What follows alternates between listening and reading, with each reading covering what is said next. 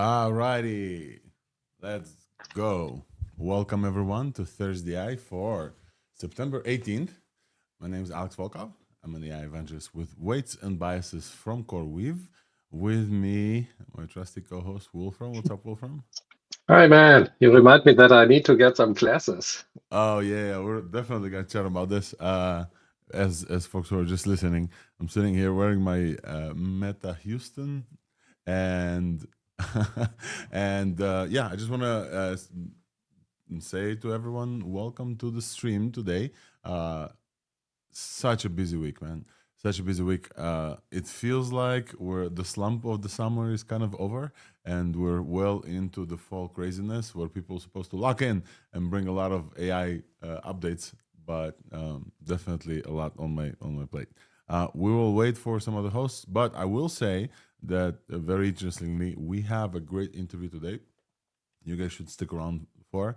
We're chatting with Jeremy Berman at the end of the second hour. Jeremy has just broke the top score on Arc AGI. Arc AGI is this kind of multi-model test for AIs. He broke the top score on first one, and he used Grok for it, and then Space Uncle Elon reposted everything that he did. So that's very interesting, and we will chat with him about why Grok specifically and how he did it, etc. So we're definitely gonna have a very interesting conversation there. Besides this, it's been a whole week full of very interesting things. Notwithstanding the Meta Connect presentation from yesterday with the AI glasses, which we've talked about before, which I'm donning right now. But I don't have the newest generation, obviously, so we're definitely going to chat about that as well. And also, always a great week when there's a new model from OpenAI. So we got GPT-5 Codex, which we're going to also mention. Probably more and more stuff. Yeah, the World Labs. Oh, there's so much. Some open source stuff as well. Open source Mistral stuff. releasing something is always a Mistral big released thing. something and Nice then thing. didn't talk about it for a day, and then it was leaked, and only today, like ta-da. So Mistral update as well. Wolfram, what is your go-to AI update for this week? What is the one thing that we absolutely must talk about?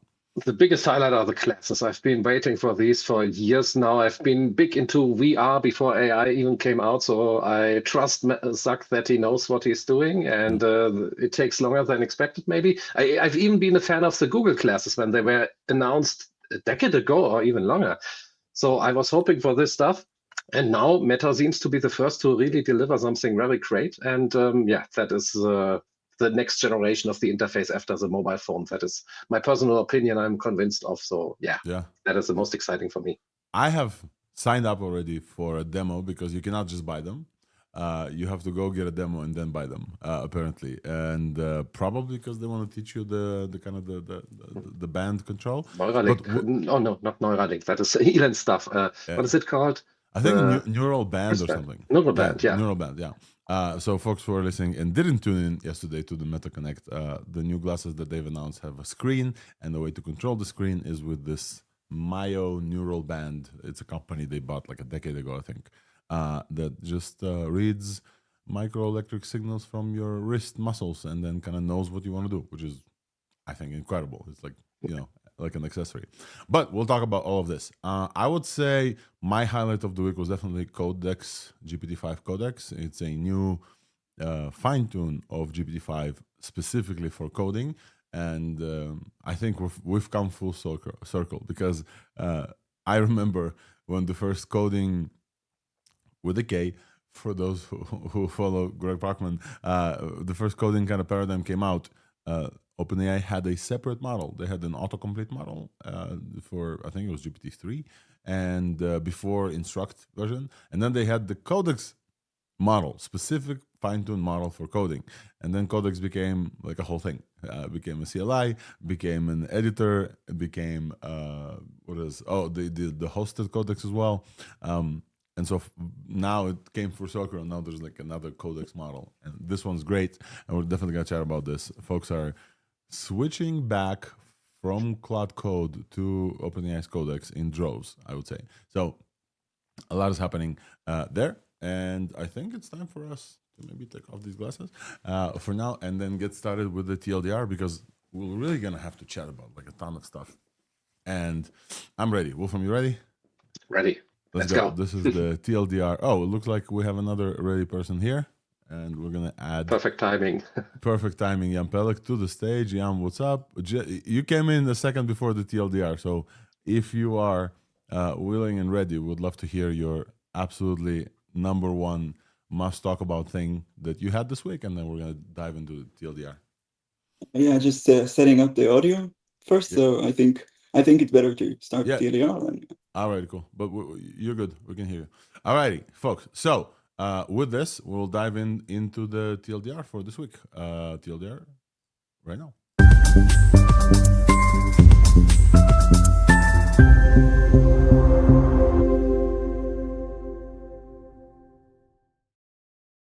Alrighty, here it is, the TLDR, the section of thursdai where we just run through super quick everything that we found notable and not that much discussion, just like we're gonna run through, and then you will know everything.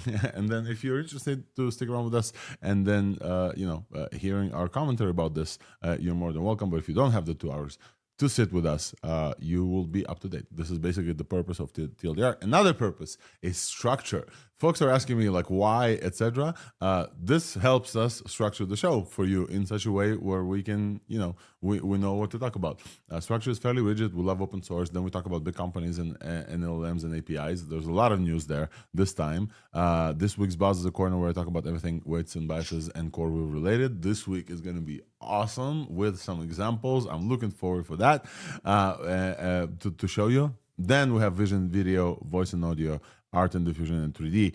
Last week, art and diffusion went up, and I think this week also, because there's quite a lot of stuff, and I really want to spend some time to talk about World Labs Marble, which I got access to. So that's going to be dope. And also Revit. So we're going to definitely chat about diffusion in 3D at length. But for now, let's just run through the open source stuff, and I think I have most of it, but I think, Wolfram, there's maybe one more that I missed from your update, so please feel free to pause me. I'll run through it. So in open source, we have a company called Perceptron AI, announced Isaac 0.1. It's a 2 billion parameter perceptive language model. What does this mean? It means you can ask this model to see things and ask it where the things are. And unlike YOLO, for example, which is a dedicated model for something like this, this is a language model. And so we know, for example, that Gemini 2.5 can do this at moderate length and moderate success. This model is a tiny model, 2 billion parameter, and it's really, really good at detecting like small things in pictures. You can ask it where something is, it will put like a box around it. It's really fun to play with. They also have a cool demo. The folks at Tonge Deep Research, I think Tonge is also Alibaba. It looks like the logo is Alibaba, is right? So Tonge is released something called Deep Research, I think 30 billion parameter, 3 billion active parameter open source web agent that claims parity with OpenAI's Deep Research on multiple tasks, including humanities last exam. Folks, this is crazy. The amount of times that we are here and we're telling you, hey, there used to be this multi-hundred millions of dollars trained model from a huge company, and now there's a 3 billion active parameter model that comes close on this like one specific task. Every time we come around this, I was like, I want to stop. It's like, what the actual, Deep Research from Tonge, 3 billion active parameter web agent. It comes close to Deep Research from OpenAI. Deep Research was like this huge thing we talked about just 8 months ago, wherever it came out. So we definitely want to chat and see how that happens from Tonge. They also released a bunch of research. And you're right, they are from Alibaba. Yeah, Alibaba. Like the Qwen team. They are deep in AI, Alibaba. Wolfram, you wanna chat about this one? Yeah, Mistral released 2 new models actually, but only one is open source. Magistral small, though Magistral is their reasoning model, and they released an updated version to 2509, or the version number 1.2 from them. It's Apache licensed and available on Hugging Face, of course. It has multimodality, so it can work on text and images. It has a 15% improvement on math and coding benchmarks, such as AMI and Live Code Bench. better at tool use, say they, like web search, code interpreter, and image generation.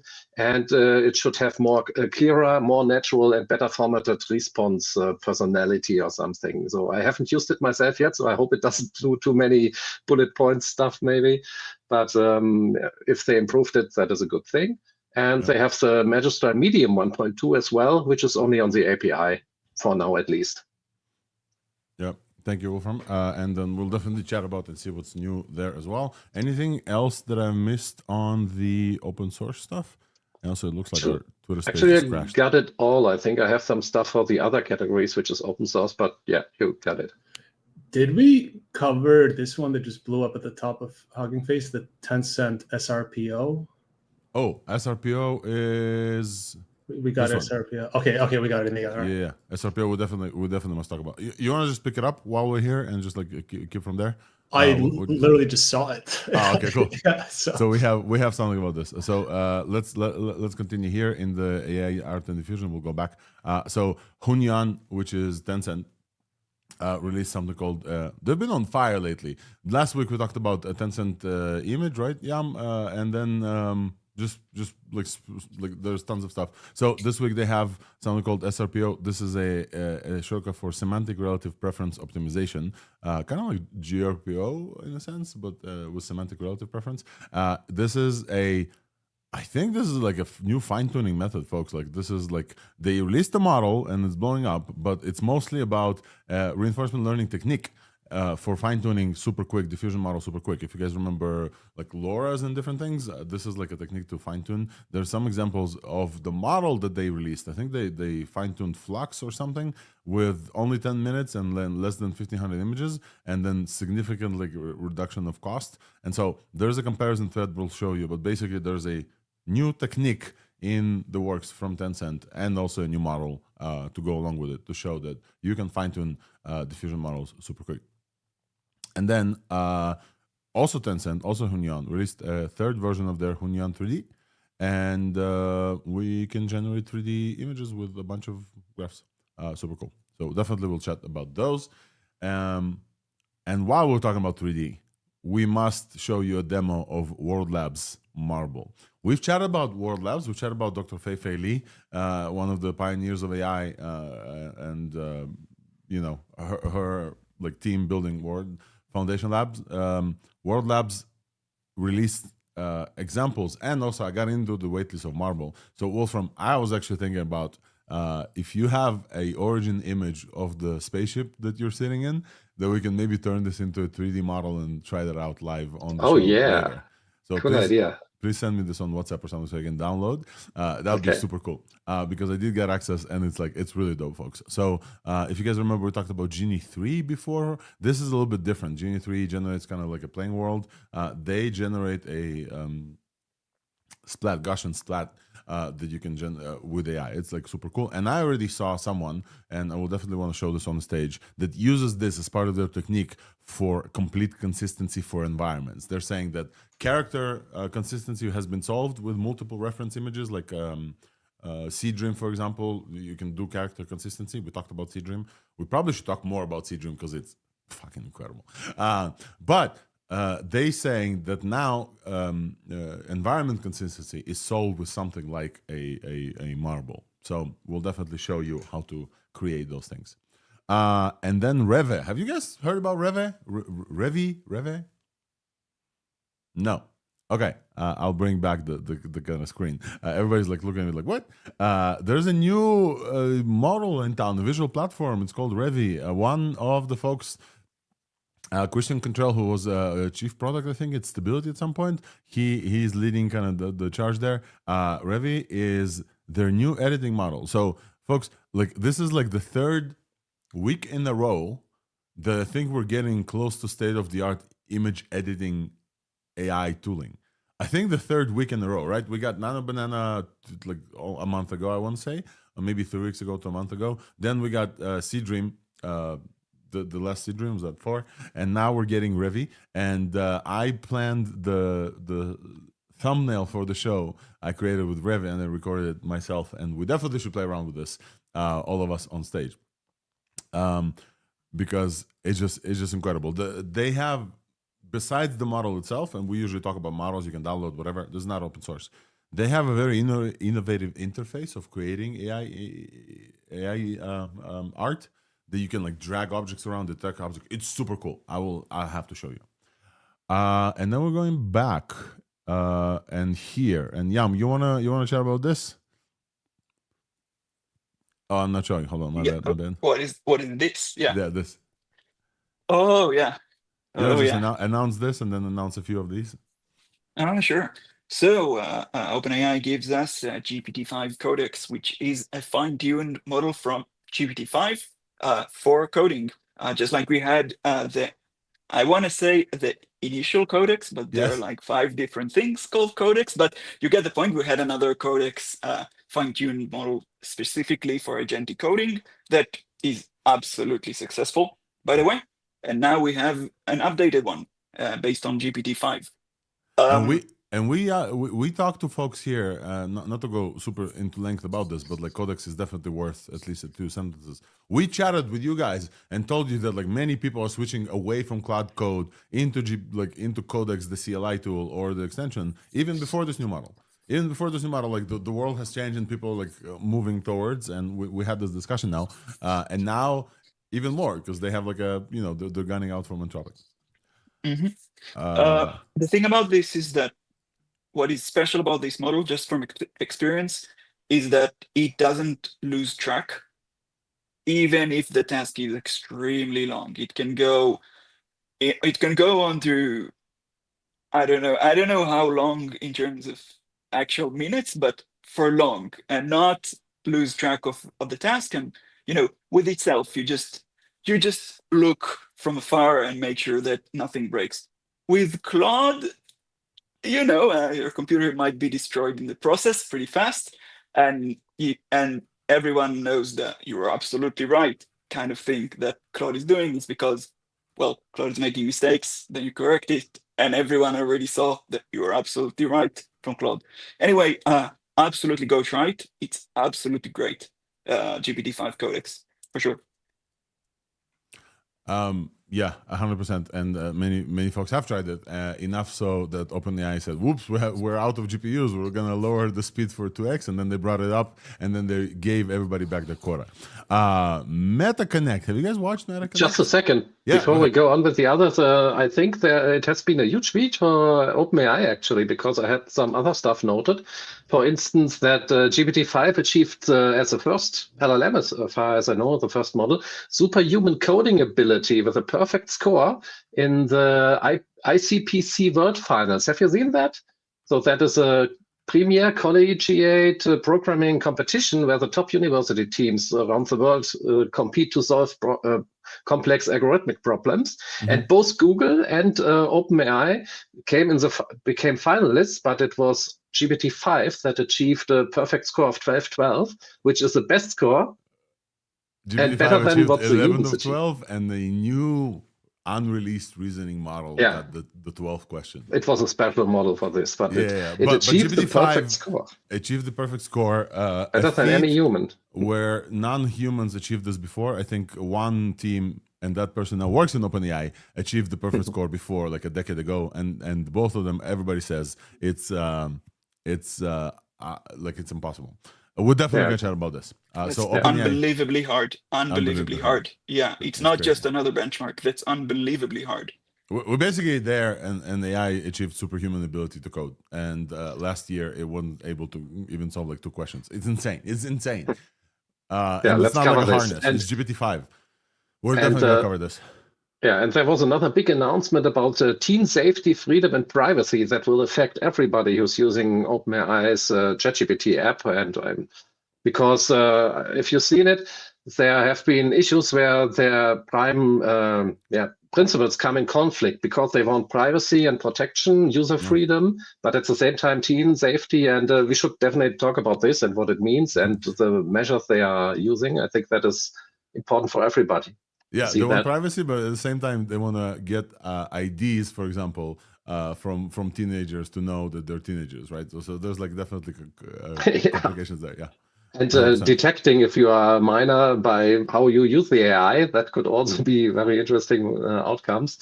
Yeah. And I also thought that they are offering user configurable thinking time for the web ChatGPT-5 thinking, because I have not been using it all that much because it takes so long. So for many questions, you just want a quick answer. So this is also very welcome. Oh, you have it on the list. Okay.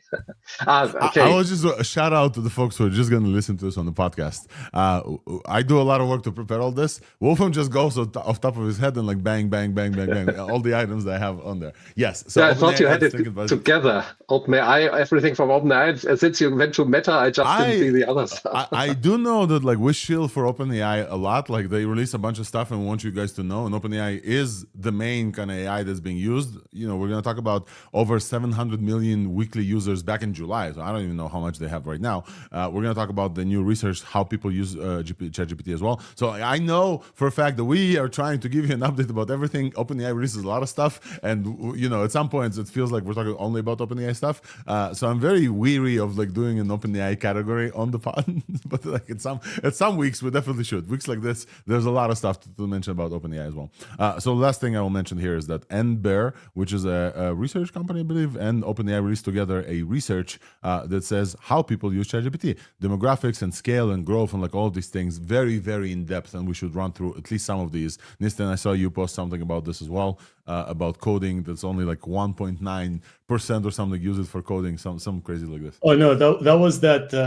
Psychology, right? Yeah. As a companion, like a companion, as a friend, which is kind of strange because that's what a lot of the training has gone into. Yeah. Yeah. Anyway, I saw also shout out to Ray, who was demonstrating the Ray Fernando on the stream, but then I asked him, he's like, okay, it's great. It can do multi-step stuff, which people have to do a lot of. You're talking about Codex now, yeah? About Codex. But then, can it write an actually really good-looking UI and fix that? It's like, yeah, I still have to switch it to Sonnet for that. So if you need like very well-styled components, or if you're just used to Cloud Code making your website, basically, then it's still not quite there, but it does look like it can carry on the job, which you can't really rely that much on Sonnet without like a lot of harnessing around. Yeah, we'll get to that. We'll take a look at. You know what? One service that we absolutely can give to the community. The community maybe doesn't necessarily. We can go into our feeds and just like look and browse and give kind of the summary of like what folks are thinking. It's been like a week, and we know it's successful. We know that like Codex can do PRs for you, and it's really good at code reviews. We'll definitely get into this. I think one last thing on the big companies and APIs, not a last thing, but a huge thing, Meta Connect. So Meta's yearly developer conference and product announcement conference happened last night for some reason at like 5 p.m. It's weird because like last year before this, when I got these like awesome glasses that I lost, they had this. I was actually invited last year. This year, my benefactor at Meta probably shuffled a change of scenery within Meta, and the presentation was at like 5 p.m. probably due to Zach's ability or whatever. And they talked about a bunch of AI. They talked about the way that AI is going to join our world. In the physical form. They talk about new glasses that they announced. We definitely should cover all of this because it's really cool. If you guys are into technology and latest and greatest, like the new form factor is basically here. And it's from Meta, not from Apple and not from Google, not from everybody else. It's from Meta, which is quite incredible to see them finally deliver this. And Yam, the glasses that you usually wear to the stream, they now have those with the camera. So that's next time you can join while having an AI assistant on your face.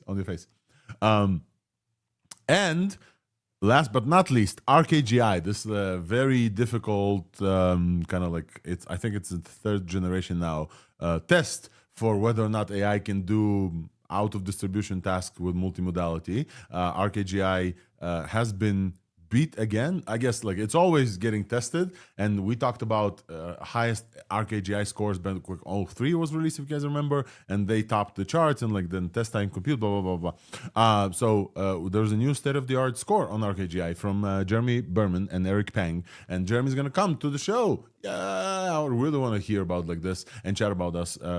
Greg Kamrad, a friend of the show, is the president of Arc AGI. He just tweeted about like they got an open source new score on Arc AGI, but just kind of prompting and doing some stuff. So very, very much looking forward to Jeremy joining us and chatting about Arc AGI state of the art and why he chose Grok 4, etc. I think that this is it in the big companies.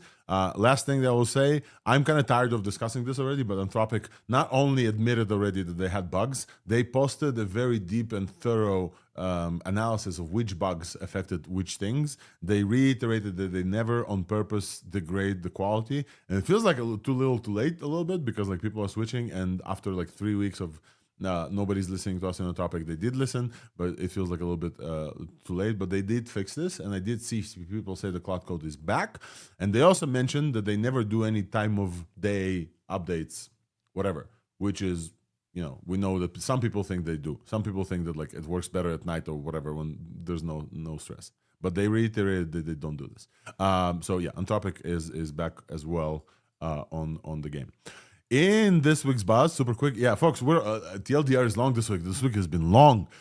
This week's buzz, I just want to highlight that if you're doing any reinforcement learning and using weights and biases, you can now send the rollouts, the tests of the reinforcement learning into Weave, and we've now built Weave into weights and biases models. It's super cool. I'm going to run through this. I'm going to show you how you know somebody trained an agent to do some email, and then you can like immediately very easily see both the training runs and the kind of the rollouts. It's really something. It will change the game for you if you're doing any RL with weights and biases. I'm super excited about this. It just came out yesterday.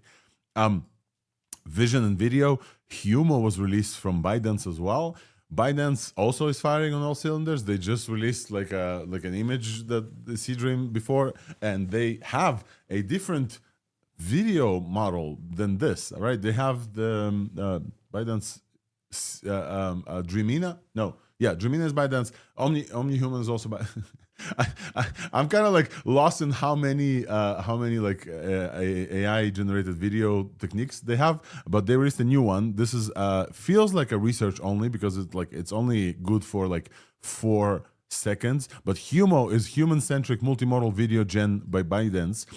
What does human-centric mean? Unlike video generation like Veo, where it can also generate humans, this one is focusing on the humans and not like scenery. So, for example, you can give it sound and it will generate the video with that sound. You can give it a person, it will generate this person from a different perspective. So we're definitely gonna check that out because it's cool, and I wrote a thread about this, and I was very, very happy to check it out.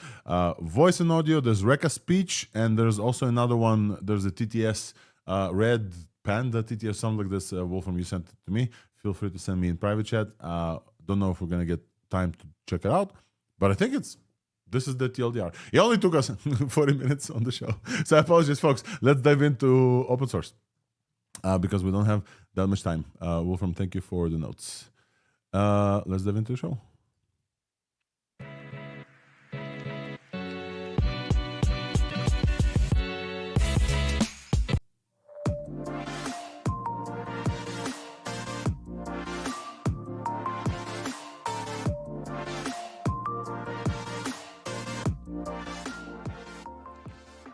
Open source AI, let's get it started. Alrighty, folks, we're at open source. Yam disappeared from us, but Yam's gonna come back. I will say apologies for folks who jumped in here from the Twitter space, folks who like listening to us on Twitter space. I'm not giving up on this medium, even though last week I was somewhere else and they couldn't hear, and this week Spaces just died on us, just like absolutely crashed, and it never crashed before. And like maybe it's time for XAI folks to maybe decide whether or not they're investing in this medium or not. But I'm not giving up on this medium. I know many of you like to listen in Twitter spaces. Even like multiple people DM'd me like, hey, where are you guys, etc. This thing just died. And bringing it back was impossible while also entertaining you guys. But we are not giving up on Twitter spaces, but we're here live on the video stuff. Let's dive into open source because we have a lot to talk about. I think that Wolfram, where would you like to start in open source? I think you choose for this time. Oh, okay. So let's start with Mistral, I would say. Yes, let's start with Mistral. But I already said so much about it in the TLDR that That's all right.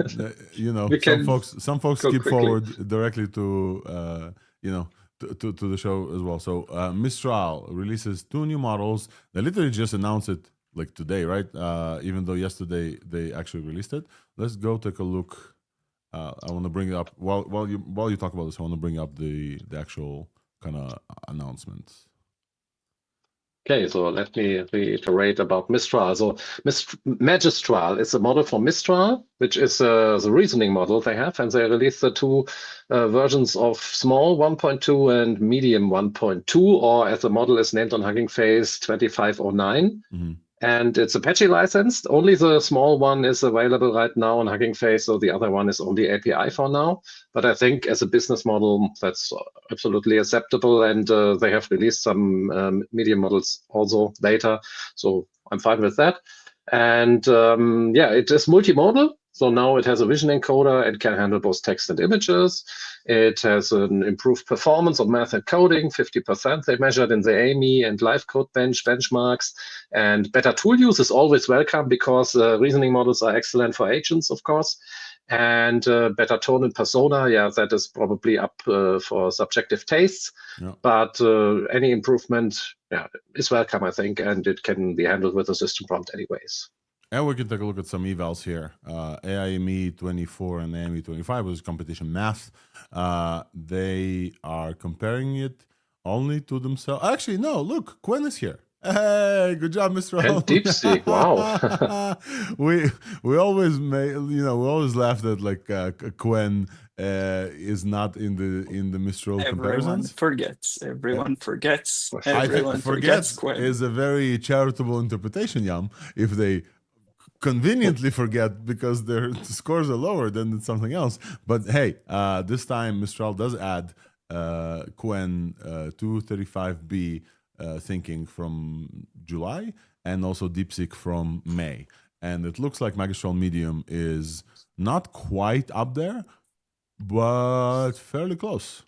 But definitely doesn't beat both of them. What sizes are we talking about? I mean, we don't know. Tiny model. That's a tiny model, Magistral. So we don't know the medium size, I believe. Do we know medium size, Wolfram? I don't believe that they talked about it because it's not available in I think the small, I haven't looked at it, is probably around 20B or something. So I guess a medium should be 60, 70B around that, I think. Small is 24B, and so medium is maybe 70, 80? They have other medium models. Let's quickly check what other medium model size they have. It should probably be around that.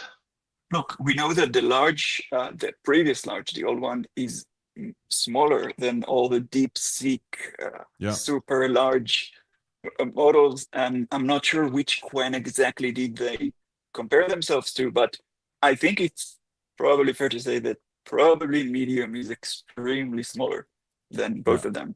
So that's 2 comparisons here. They compare Magistral Medium, the new one, to DeepSeek and Qwen. It's quite significantly smaller than both of them. I'm pretty sure it's not like above 100 billion parameters. And then it comes close on multiple things, not beating them. I want to, can I just say, I'm very happy with this chart from Mistral because Mistral compares itself to the very big open source releases. Still kind of weird to not compare your open source one to open source one. They did do this, but like this medium is not open source, but they compare this to the big Qwen 3 and DeepSeek or Apache 2. But still, they are not the best in all charts here. Necessarily, they're not even the best at any charts besides maybe Math 24, right? Everything else is lower than DeepSeek for sure and Qwen. But they still posted the chart. And I commend them for this. They don't have SOTA, but they still released it and they're still posting the chart. That's great. The small one, Magistral Small, this is a 24 billion parameter. They compare this to Qwen 3 and then 32B and Qwen 3, the MOE, the 30B A3B, and then the previous Magistral Small from 3 months ago. And this is a significant upgrade. So they boast like a very significant AIME jump, almost 15 points, significant AIME 25, almost 12 points. And this almost beats Qwen at live code bench and other things. So very impressive because this is a reasoning model and it now has vision. So kudos to Mistral. All right, folks, I think moving on makes sense here because tons of other stuff. Wolfram, I want to talk about the deep research stuff. I haven't looked at it like deeply. I haven't done my deep research for the deep research. But I definitely want to talk about this because the kind of the implications are huge. I actually saw Imad Mustak, the founder of Stability and the previous CEO, talk about this being like the hugest thing on his week, and I asked him why. He told me like because deep research at the level of OpenAI. I think Imad will forgive me, and our chat is not privileged. I don't think so, but he's like. The benchmarks on the model they can run on the mobile are pretty crazy, especially they can upgrade to if they can upgrade to something like A3B, ADB. And also Imad said, read my book. So Imad has a new book, The Last Economy. But besides this, I think that having deep research in 3 billion parameter active with this level of quality is insane. So let me show this actually on the screen. Let me see if I'm on the screen, guys. Yeah, you can easily run that on a MacBook, for instance. Yeah. So Tonge Deep Research is from Alibaba. The Ali Tonge Lab, the lab in Alibaba. So there's Qwen, there's Tonge, there's probably a bunch of others. They said fully open source web agent to achieve performance on par with OpenAI Deep Research with only 30 billion parameter, only activated 3 billion parameters. Basically, this can run on a Mac, this can run on a phone. Tonge Deep Research Agent demonstrates state-of-the-art results, scoring 32.9 in humanity's last exam. Every time somebody's going to bring up HLE, I will make sense. I will just laugh at the fact that, this is going to get saturated so fast. Calling it last something was so stupid, but okay. 45% on browse comp and then 75% on Xbench deep search. So let's take a look at this. This is a 3 billion active parameter model that beats DeepSeek on humanity's last exam, beats Kimi Researcher, beats Gemini Deep Research with a significant advantage, like 32% on humanity's last exam. Gemini Deep Research gets 26. OpenAI Deep Research gets 26. It's insane. What are we looking at? Browse comp is, I think, the competition of just browsing. They get very close to OpenAI Deep Research at 43. They almost beat everything else. WebWalker, Browse Comp, ZH, I think this is the Chinese version. Simple QA is 98. What? This is insane. 98.6 in Simple QA, which is significantly higher than Gemini 2.5 gets 55. Folks, I haven't looked at this deeply, but I don't know what we're looking at. This is some kind of beast. How did they do this? They show an example of the strategy. This is basically novel automated multi-stage data strategy designed to create vast and high-quality agentic training data without relying on costly human annotation. So basically synthetic data. You wanna chat about this? Yeah, I kind of having network issues, but I wanted to open this thread exactly because they have a very unique method for training. But unfortunately, I need to open it to walk you through it. But from what I saw, is that they train synthetically with RL. If I remember, if I'm not mistaken, with another release from Qwen, because they release things all the time, and basically they have. I mean. Go read the thread. That's what I want to say. I just want to highlight that the way they train this model and generate the data is very unique and very insightful, and there is a lot to learn from it.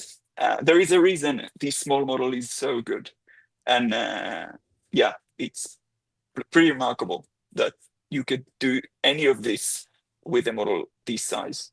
Like we said before, I mean. What's the limit? I mean, I'm not sure where is the limit on those things anymore. It's tiny, man. It's tiny. Only 3 billion active parameters, 30 billion in total. They show. I would just want to shout out that the Qwen bases.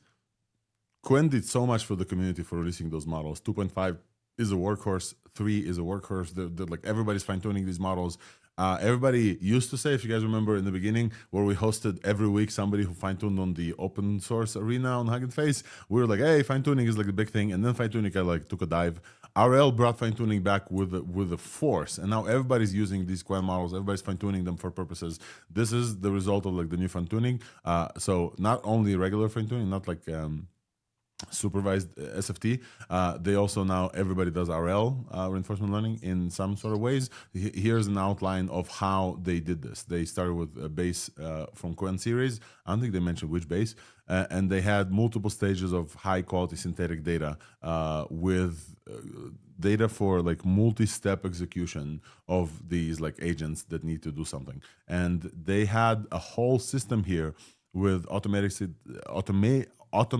synthetic data creation, and then building a reward service for this. Basically, when the agent does what it needs to do, then they need the reward service and then send it back to the training. And then they need to roll out. They basically, roll out means they train the agent a little bit. They then want to test it out whether or not this new trained version does better or worse, and give it rewards. And then they basically prompt the model that they've trained, see how it performs. Then they give it scores, and then they give it back to the service. So they have like a very cool setup here with an automatic rollout service, which basically makes them go faster. And then they have a simulated environment and real environment with tools like search, file parsing, visiting a website, Google Scholar for some reason. So yeah, deep research in a small model, incredible. They get incredible performance with like, again, 32. Nice. People are running RL in real life now. Yes. I mean, that's RL on the real internet. And before that, a week before, we saw Cursor doing a crazy thing on policy on real life user interactions. I mean, that's pretty crazy that we got to the point where RL is so accessible that you start to run RL in real life. Basically, if you take such a small model and just let it randomly try stuff on the real internet, it learns if you give it the right word. I mean, that's crazy when you think about it. Absolutely crazy. It's RL, but it's crazy that it's working that well in real life, that is noisy with such a small model. I mean, I don't know. I think it's remarkable. 100%. And the fact that RL started picking up, and then all these companies are now building RL environments and like getting to different places. Notwithstanding, Waste of Bison and Core, we also like talked about, the folks from OpenPipe joined us, and we're gonna do like a bunch of RL stuff as well. It looks like at least that's some of it's where it's heading. Although Karpath is skeptical about this being the number one thing that that will get us to AGI, but we can talk about this. All right, moving forward. It'll be an important part, I'm sure. Yeah, definitely important. That will be an important part. So this is Tonge Deep Research, 3 billion parameter active, 30 billion in total, and it beats Deep Research on OpenAI, which is insane. And by the way, I checked, it's Qwen 3 based, so it's very recent, and I'm very interested to check out if they did that test and in their own setup, of course. So I would be interested if you use the same model, give it an MCP web search tool, and see how far it goes that way. So yeah, we'll definitely look into this more. Alrighty. Whoa, I don't know what happened there. I put myself on the thing. My bad. Hold on, please. Okay, so we're moving to the last thing on our kind of open source, at least the LLM stuff. We're gonna move next to Perceptron AI, and we're gonna do like some vision stuff as well. There's like a bunch of other open source. Perceptron AI released Isaac 0.1, and that is like absolutely dope. Let me make this easier and share the whole screen so that I don't have to switch on you guys. Hold on, please. We're gonna do this second screen. Cool. And then I'm just gonna bring this guy here. Okay, so Perceptron is this new lab. I haven't heard about them before, and they have released a new language model, a small language model, I think 3 billion parameters in total, called Isaac, 2 billion parameters in total, called Isaac. But they call this a perceptive language model, which means that they call this the Pareto efficient frontier of perception. They put themselves in this graph on the left you have performance in percentage of some sort, and then on the bottom you have cost per million tokens and in logarithmic scale. So at the absolutely right bottom corner they have Cloud Opus, which cannot point. They have in parentheses Cloud Opus cannot point. What does point mean? We'll explain to you in a second. And then GPT-4o cannot point as well. And then they have Gemini Flash and Flash Lite, and like basically the x-axis is cost per million tokens, and then they put them in like 60-ish%. They put themselves as like 72-73% with a very, very low relative cost because like it's a tiny model. What can it do? This model can do visual QA, grounded spatial intelligence, precise pointing and localization of understanding. So you can say, what is the highest book on the shelf, for example. Here's an example that we can talk about. You can give it an image of books and say, point to the highest blue book in the stack, and the stack has multiple blue books, and will like basically draw a rectangle around this and point. You can build a smart system of monitoring. They have an example here of a construction site, and you have specific rules that everybody must wear a hat and boots, and you can like check whether or not people wearing hat and boots by simply prompting it. All individuals entering work sites should be wearing helmet, gloves, closed-toe shoes. If all three are not worn, please say alert, and the model comes back with alert. The image shows a person wearing a white hard hat and closed-toe shoes, but no gloves are visible. So this model is like very versatile, but the whole thing is this is a prompt. You don't have to build in, or you don't have to like fine tune or train it like YOLO or other like visual performance ones. So this is a language model that can point. But instead of talking too much about this, let us just like take a look. So they have this like super cool demo, and then you can choose the response style: polygon, box, point, or text. Let's do text, for example, and they have an image here, and it says, determine whether it's safe to cross the street, look for signage and moving traffic. The image is basically a woman standing somewhere in the cross, and you run, and it's fairly fast as well. And we already got an answer. And it says, no, it's not safe to cross the street. The traffic signal visible in the image shows the red pedestrian sign. And we can take a look and see the red pedestrian sign here and there. Okay. This red signal indicates the pedestrians should not wait. But also, instead of just asking determine, you can say, instead of response text, we can say point and say, find all the traffic signs in this photo and segment them. So we can do something like this and run, and the model will find us traffic signs. And you can see that it says this is a crosswalk sign, this is a left turn sign that it found somewhere over there, this is a traffic light, and another traffic light. This is super cool. Large is that thing? 2 billion parameters. Let's try something hard.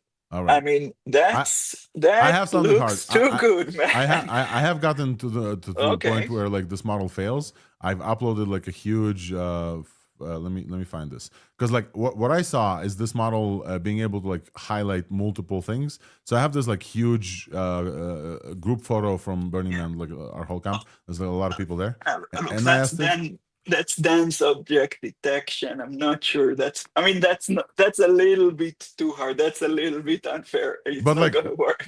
You said let's try hard, right? So like let's try hard. But the model is probably trained to just detect a couple of instances. If you're gonna do dense object detection, I'm not sure it's fair. But I think that's just for folks on the stream. This is a picture of maybe, I think 70 people, just rough counting, all dressed in weird things, all very like dense together, like not dancing, like but dense. There's like dense together. And I want to say find and segment all the hats, boots, and costumes, and then let's run and let's see if this model. This is a 2 billion parameter model, and it's running, and you can see it's live. It's selecting hats. Nah, I don't know how how accurate this is, but like at some point it's gonna start doing boots. I think based on this, we found the failure mode for the model for sure, because like I had this before, but it does some stuff well. That's impressive already. Yeah. I mean, I'm not sure that's what the model is intended for, but I'm pretty sure it's not. Yeah, but that's I don't know, man. It's very I impressive. mean, it's really good. Yes. It's really, really good. I want to say, yeah. Looks go ahead, very Alpha. useful. And I did a test as well where I uploaded an image where several people were, and I was asking in German for the ones wearing glasses, and it highlighted them even when it was a bad lighting situation. So it impressed me a lot as well. Okay, Very I have good another model. picture here, and this is something I say for my kid. This is the Harry Potter alphabet. It has like ABCs, and all of the letters have kind of like some spell from Harry Potter. So let's find the spell that turns off the light. Let's see if we can do it. Turns off the light. So it needs to read this and figure out. Oh my god! Oh my god! I uploaded, so again, so for the gram, for the viral moment, I uploaded a screenshot of somebody's like poster with A, B, C, D, E, F, G, like all the alphabet, and every word has a little description on it with the spell that starts with that letter. And then I asked it, find the spell that turns off the light. And then it found and said, the spell that turns off the light is Nox. And then the Nox is like this active thing that I can point to it, it will zoom. The spell, which part of the ABCs of Harry Potter, is used to put out one light. It's an important spell in Wizarding World, blah, blah, blah. This is way more cooler to me than like the previous one. It just like, it read it and found it. And like, I didn't say Nox or anything. Find all the spell letters and segment them. So you can also do something like this, and then it will you guys saw this, right? Like, I almost got all of them. I think it skipped 2.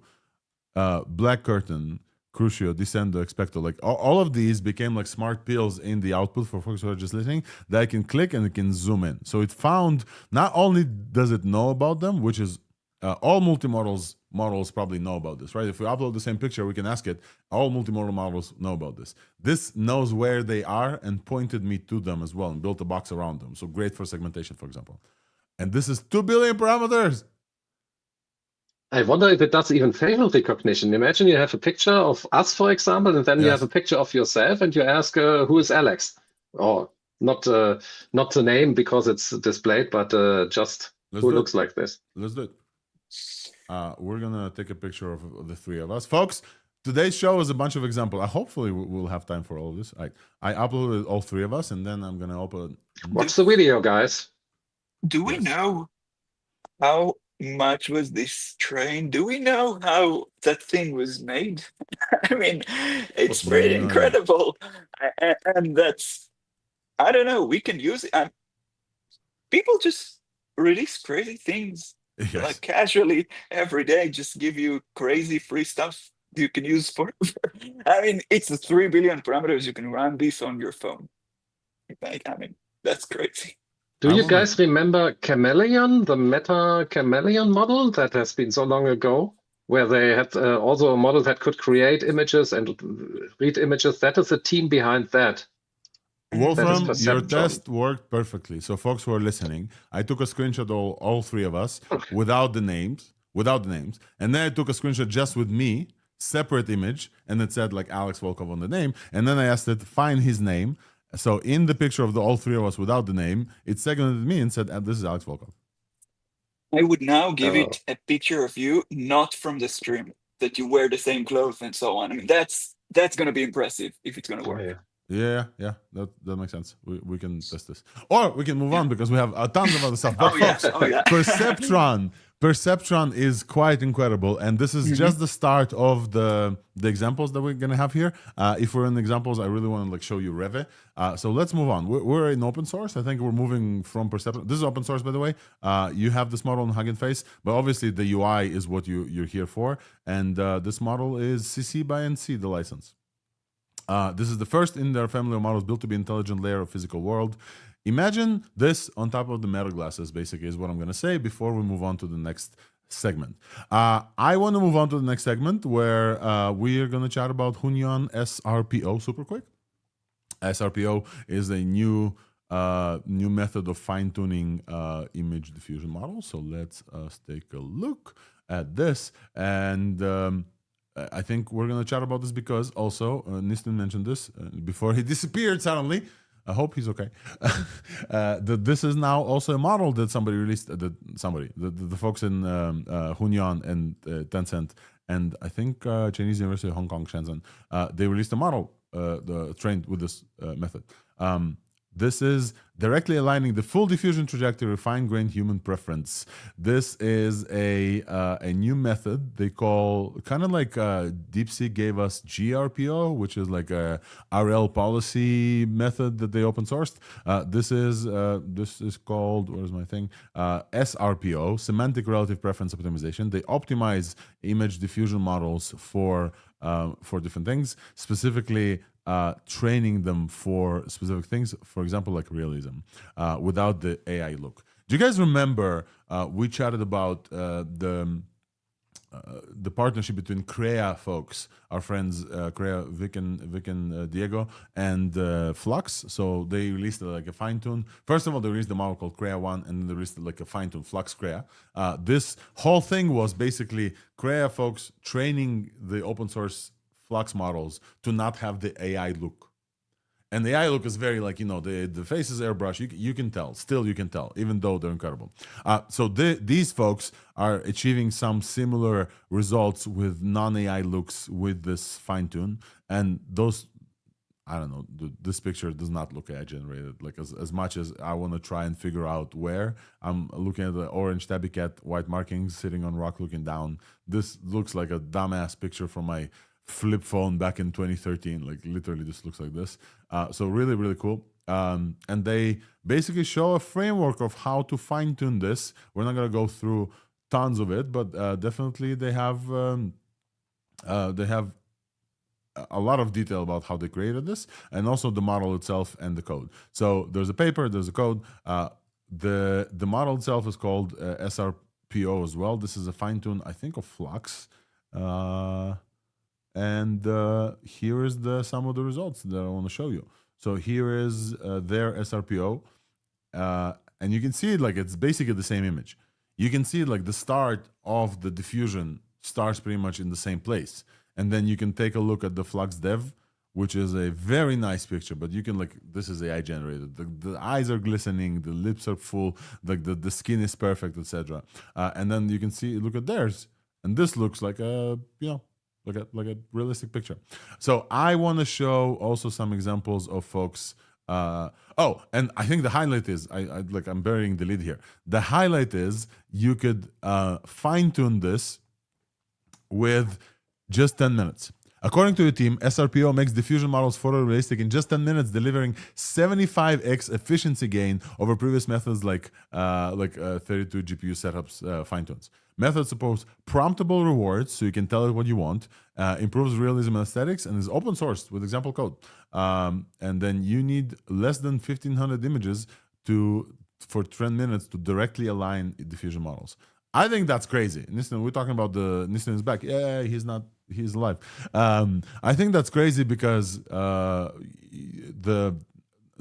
the improvement in how quick we can fine tune some of these models are just like incredible. So I do want to show some examples here as well. And it's my prompt. That's promptable insane. and fewer than 1,500 images. Yeah. Yeah, I'm trying to quickly look into the way they did it, but it's not something you look into quickly, apparently. But that's crazy. I mean, they did a lot to get to this point. I mean, that's absolutely crazy. So I'm showing a comparison here between Flux Dev, Crea, the fine-tune for realism, and SRPO. And in this example, it's very clear to see which one is the more realistic.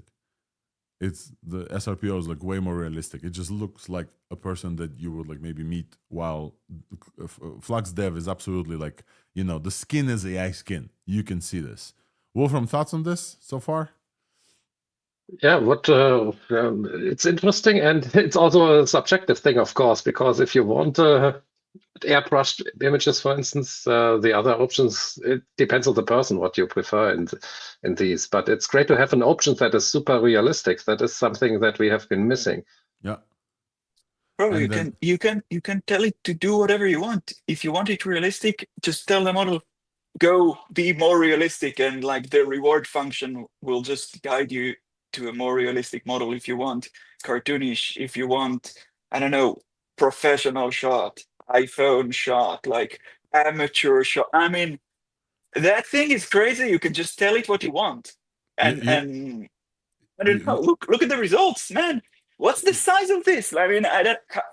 Can I run it at home? Can I not? I'm not sure. Like, that thing is crazy. The whole image and video field is just blowing up. Like, every week we see a crazy thing. It's, I don't know, man. We didn't have this before.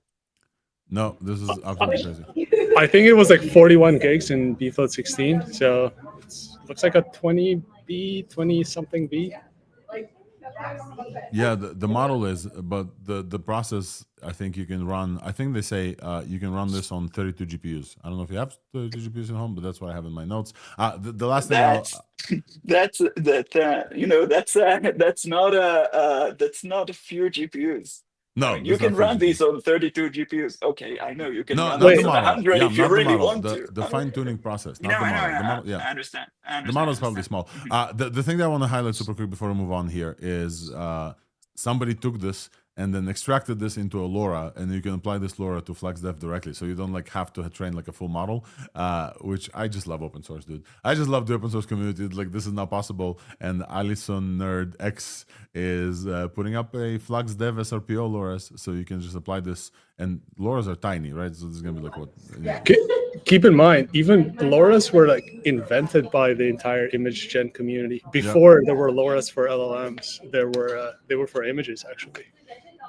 Actually, that's not correct, but let's put that aside. But I get what you're saying. Yeah. Popularized.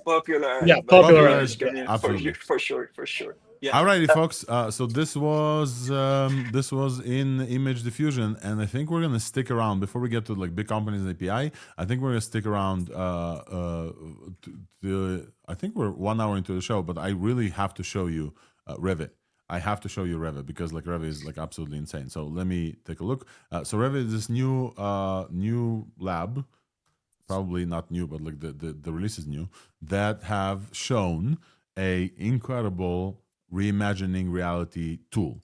And I think this one you have to see. So if you're listening to this, I'll try to describe as best I can what's happening on my screen. But Revit basically is a image editing model and creation model, everything that you can like add or remove stuff, and you can create things very creatively. Like, I know I'm describing pretty much every model that we talked about in the last 3 weeks. We talked about Nano Banana being an editing model, not just an image generation, but an like full editing model. You can tell it, I want to remove this, I want to add this. Then we had Seedream from also, was that ByteDance? Why am I blanking on this? Seedream was like last week. Yeah, but ByteDance released Seedream, right, Wolfram? Correct me if I'm wrong. And then we had Hunyon as well, and now we have Revit, and it's their own approach, their own trained model. But I think the most interesting thing here is not the model. I think the UX here is what's most interesting. So I'm going to try to sign up because I have multiple browsers. Hold on, I can just open up Revit. Hold on 1 second. And I will show you the example of the cool UI. Okay, hopefully you guys can see Revit on the screen. Yes. So you can. Where's my? Let's take a look. Let's take a picture of like 4 of us, right? We always test it. We tested with the Gemini image. We tested with like a bunch of stuff to add hats. But let's take. All right, folks. Give me a nice smile. 3, 2, 1. Alrighty. So we're gonna take a screenshot of all of us kind of here on the stream. Giving us AI classes this time. Why am I still not logged in? Give me a second, please. I was already logged in. I don't know what's up.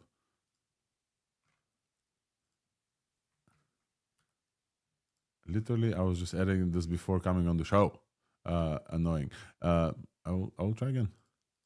I think they just came out and they may have So do they have their own image model? Look, or are they using something like Banana? They have their own image model, and I think the login literally broke as I'm speaking because I refreshed the website and suddenly the buttons are not there. So as you see, live demos, but I'm very much into showing you this. So I'm gonna go and make sure that I have the registration. that I remember it. Mishaps during live demos also happen to the big guys. Yes. Like MetaConnect. We'll give this 1 more minute and we'll not falter because I think the demo here is important. But I mean, if the website broke, the website broke. There's nothing I can do here. There is something I can do. I can show you because I recorded myself. Yep, that's what we're gonna do. I'm really hell-bent on showing you this demo. So Reve folks, maybe Thursday is not the time to update your your app, but basically, okay, here we go. Here we go. Hopefully you can see if I zoom in, and then I will show you. So here's a video of me. I don't need my picture here. Hold on. Here's a video of me basically playing around with Reve. I'm gonna try to zoom in. You can upload a. Give me a sec. You basically upload images and then you talk to this model. So here's a good example. Wait. Can you guys hear me still? Am I on? Yes. Yeah. Here we go. So you talk, there's like a chat that you have with this model. So here, like I uploaded the picture, blah, blah, blah, blah. And then the cool thing about this, you can ask for changes. That's very similar to like Nano Banana, etc. It generates like three examples. But the coolest thing is they have this UI where once, I just want to show you this, okay? I'm just gonna like play and play.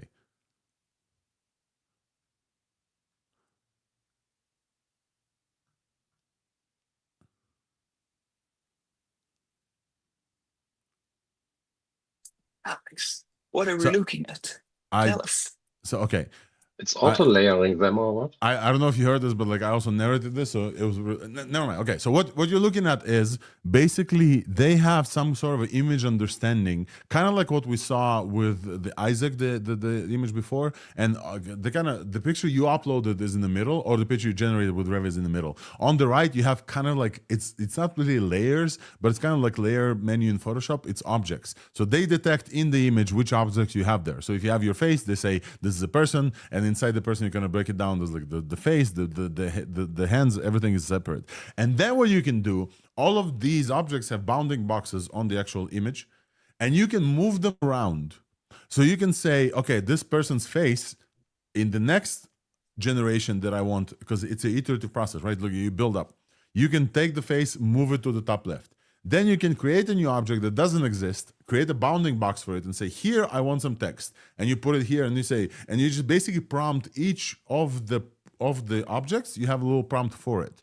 Why is this so cool? It's because instead of, well, like with Nano Banana and Seedream, etc., instead of just like prompting and then re-adding the same image to the prompt and asking for changes, here you visually just move things around and say, here I want some text, here I want another big text, here I want to move this person, here I want to add hands, and you literally just control the composition. And I've never seen like a UI like this before.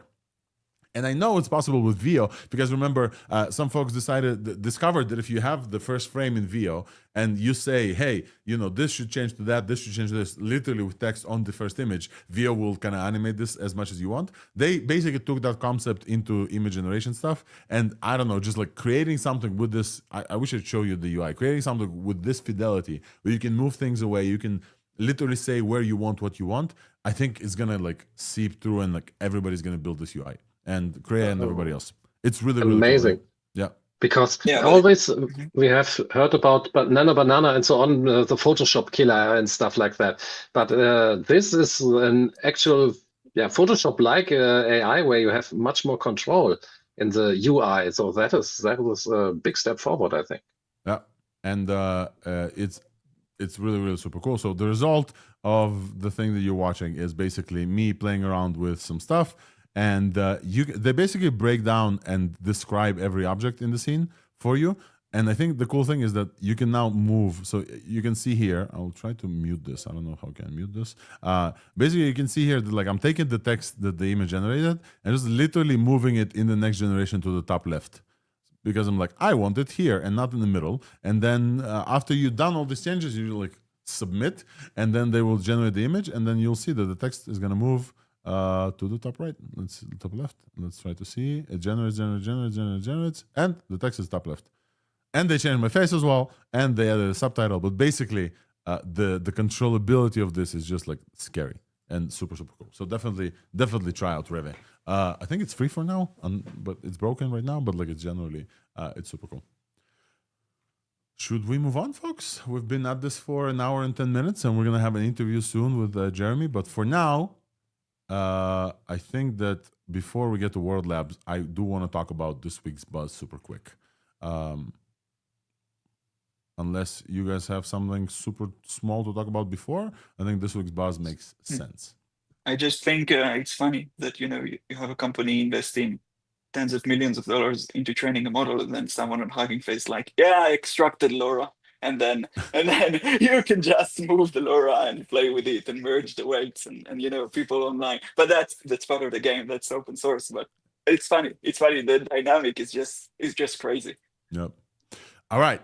So I think it's time for this week's buzz. This week's buzz is going to be super cool this week because of the multiple worlds colliding. So let's go.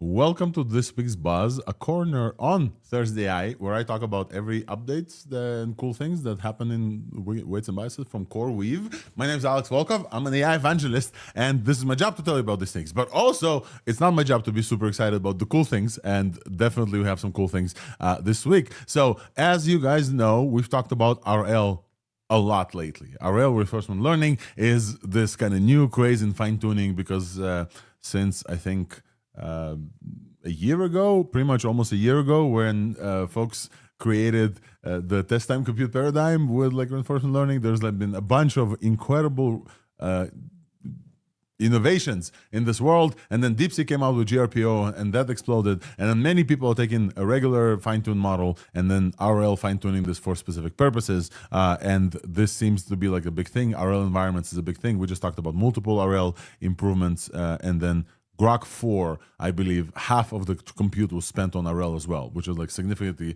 more than anything else. And so everybody does RL. Everybody who does RL does it with weights and biases, because the weights and biases model, not Weave, not the product that I'm like in charge of like promoting. And because weights and biases is the premier and the top the experimentation tracking software for machine learning engineers, and you need to run a bunch of experiments on models, a bunch of runs, and weights and biases models has been traditionally and still is the best place to do so. However, RL is specific because as part of RL, there's something called rollouts. So you have to, let's say you train your agent to do specific email answers, or you train your, I don't know, agent to do some deep research stuff like we saw just now with the Tencent stuff. As part of RL, you need to give your model rewards for good behavior. And as part of that, you have to like basically run inference on this model in the middle multiple times to have it do the thing that you want to check for, right? And that looks like regular inference. And because it looks like regular inference, people need to read this sometimes and see why in the middle of your RL release something dropped down or reward function dropped down, etc. Very maybe complex words for folks who don't do RL. Basically, it means that your agent or the model you're training, you need to run inference in the middle multiple times to see which one is the correct one and to say this one's the correct one. Give that a reward. And that looks like regular AI. This is where Weave comes in. Usually, when I talk about Weave from Weights and Biases, this is the tracing and evaluation platform. We have built a platform incredible for this purpose. And now, the reveal. Folks, we have unified both the platforms now. We now have Weave built into weights and biases models. This is huge because weights and biases so far is this incredible place where you can see charts and they're super configurable. You can see your train reward, loss functions. You can see a number of tokens. You can see all of the things that you want to see in a machine learning kind of process. But also now, very easily, you can have report your RL rollouts into Weave, and then you have like a whole Weave panel here within weights and biases. So why is this very useful? Is because you can then super quickly like discover which of the steps that you were here. Let's say we're gonna take this like train loss. There's a loss spike and there's a loss like dump here. So we're gonna filter this, and then we're gonna go into the rollouts of that specific kind of like agent thing, and we're gonna click And with this click, you will see that like for this step, this is by the way, verifiers library from Will Brown, from Prime Intellect. And then we have a first-party integration with like multiple RL libraries at this point. You can see all of the things that happen. So we used OpenAI Chat Complete to create like some multi-step reasoning thing. Please reason step by step, put your final answer in the thing. And we give it like a question. Every hour past noon, shadows from a building stretch extra 5 feet. You can see the conversation that your agent during the RL training has done, and you can see like all of them. You can like skip based on all of the conversations. Just like one by one, you can see 36 conversations happening here, and you can see this for each step. So basically, this combines the extreme power of Weave, which we've built specifically for this purpose for you guys, with the training, because you can like select at which step of the training which rollout things you'd like. And I think for many folks who are using RL, this is going to be super, super useful, because basically we built Weave for this, but for AI engineers who work with just, OpenAI APIs and they build agents, etc. This is now coming to the folks who are training agents. And I think more and more folks are using RL to train their own agents. And our recent acquisition of OpenPipe, which we talked about on the show, has definitely, been important here. This is like the first thing that David Corbett from OpenPipe wanted when they came to Weights and Biases is this, and he's like, you guys should do this. And then he noticed that the folks are already working on this, so now this release is out here. So if you're doing any RL at all and you're using Weights and Biases for this, the way to get it is very simple. You just import Weave in Python and just like wrap with decorators the functions that cause this. That's it. And then you have this incredible way to look into your data, which is very important. This is the update for Weights and Biases thing. If you very easy to start. If you have any questions, feel free to reach out to me. And we are moving forward because we are lack of time.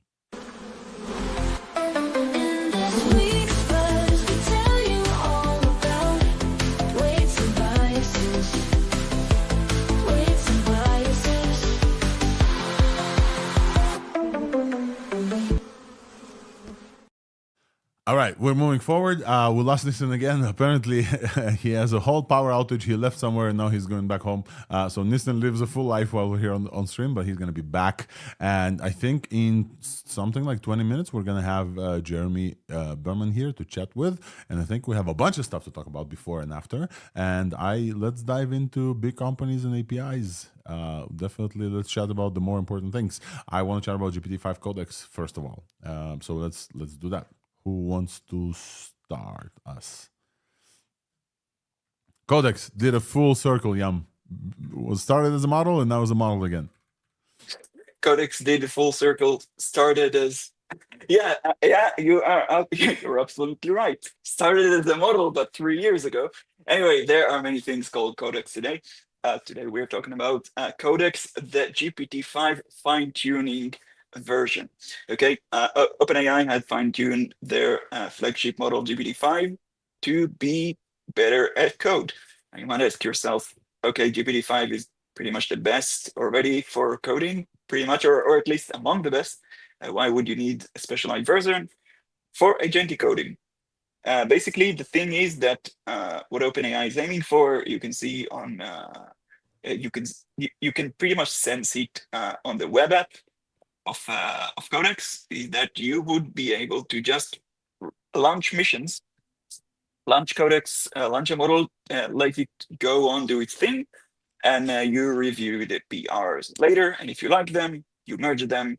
And that's pretty cool when you have the ChatGPT app infrastructure review, because then you can launch tasks from your phone. Codex just works from ChatGPT app on your phone. So basically, what we got this week is an updated version for the model that is running this service that I just described. It was based before that on a specially trained version of O3, and now it's been updated to a specially trained version of GPT-5. And I must tell you, it's really, really good. I mean, you do feel the difference. That thing runs for long. It can go on for long, solve really long tasks and just come back to you after an hour or something when the task is extremely long and complex, and it doesn't lose track. in my opinion, and that's kind of already vibes and personal opinion, I haven't seen other models not losing track as it. I want think to highlight it's- this paragraph. Yam, thank you so much for covering the beginning. I want to highlight this paragraph as relates to what you're saying. Literally from the blog on OpenAI. During testing, we've seen GPT-5 Codex work independently for more than 7 hours at a time on large complex tasks, iterating on its implementation, fixing test failures, and ultimately delivering a successful implementation. More than 7 hours. What the actual fuck? This combined with the other ICPC news it just blows my mind how fast we're moving towards like superhuman coding intelligence for agents that are running asynchronously. They say now that like 90% of OpenAI uses stuff, and Codex is definitely some model that they use. Some more stuff based on OpenAI employee traffic. We see that the bottom 10% of users turns sorted by model generated tokens. GPT-5 Codex uses 93% fewer tokens than GPT-5. 93% fewer tokens. So the thing is, not only does it upgrade. That's important. That's important. That's the first time I see, in my opinion, that's the first time we see a frontier lab bragging that they are saving you tokens. Yep. Like that's the first time that we see any of them, any of the frontier labs just saying you can do the same with less tokens. We have seen other forms of efficiency trying to help the user save, but this is the first time we see direct comparison. Less tokens, you pay specifically for. Because GPT-5 is very good. It's been clear, but it thinks for a long time, especially in like larger tasks. Codex does better than GPT-5, the regular one, on Sweetbench verified. Gets 74% versus 72%. Not a big jump, but it's still a jump. But on code refactoring tasks and PR, it's like a significant jump on accuracy, 51% versus 33%. But it does so with significantly less tokens, and also it thinks more on the higher, very high difficult tasks. So they basically created this. I think this is the chart that I want to zoom out so we can see the whole chart. This is the chart, like the most important chart here. On 90th percentile of this is OpenAI employee traffic.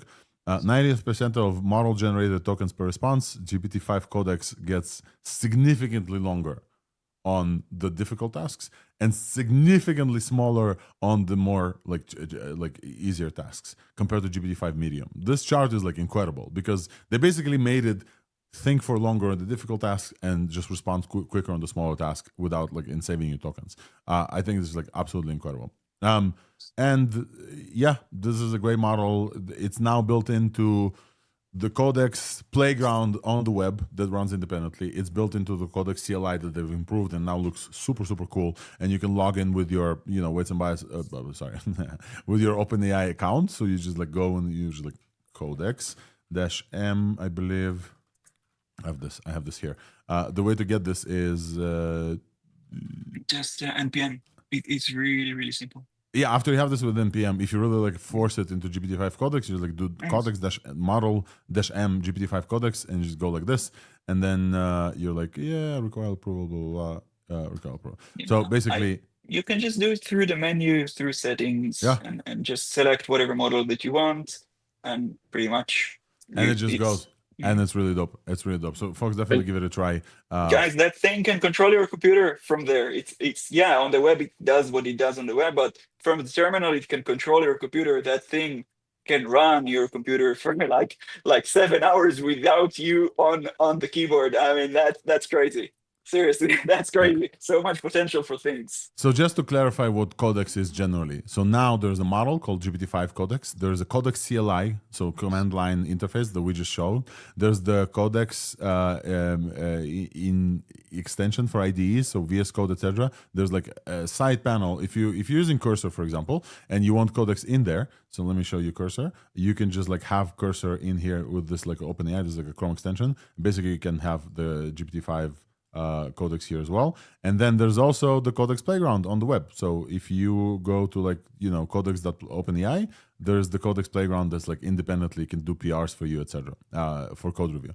And now Codex includes a code review component. So you can tag it on GitHub and it will go and like look at your PR and it's like really good. OpenAI says that every PR now in OpenAI is getting reviewed by Codex. At OpenAI, Codex now reviews the vast majority of our PRs, catching hundreds of issues every day before we even look at them. And you can just like tag Codex. It was super cool. Nistan is back just in time to say things about Codex super quick before we move on. GPT-5 Codex. Oh, no. No? Okay. I can say something because the timing is amazing for OpenAI. They are so lucky because now the controversy about Opus and Sonnet being like Anthropic, the issues they had, that was a perfect time for OpenAI to now have a coding model, have the CLI improved, and they converted a lot of users to their ecosystem now. Yep. Nistan, oh no, or you're still good? Yeah, I should be good now. I still think, I do still think Sonnet and Opus are better. They're just not, it's just the tooling around them is pretty difficult to get right. But at the end of the day, because I do use GPT-5 through AMP too, and I have found it to be the best at planning and the smartest at finding the bugs and analyzing them.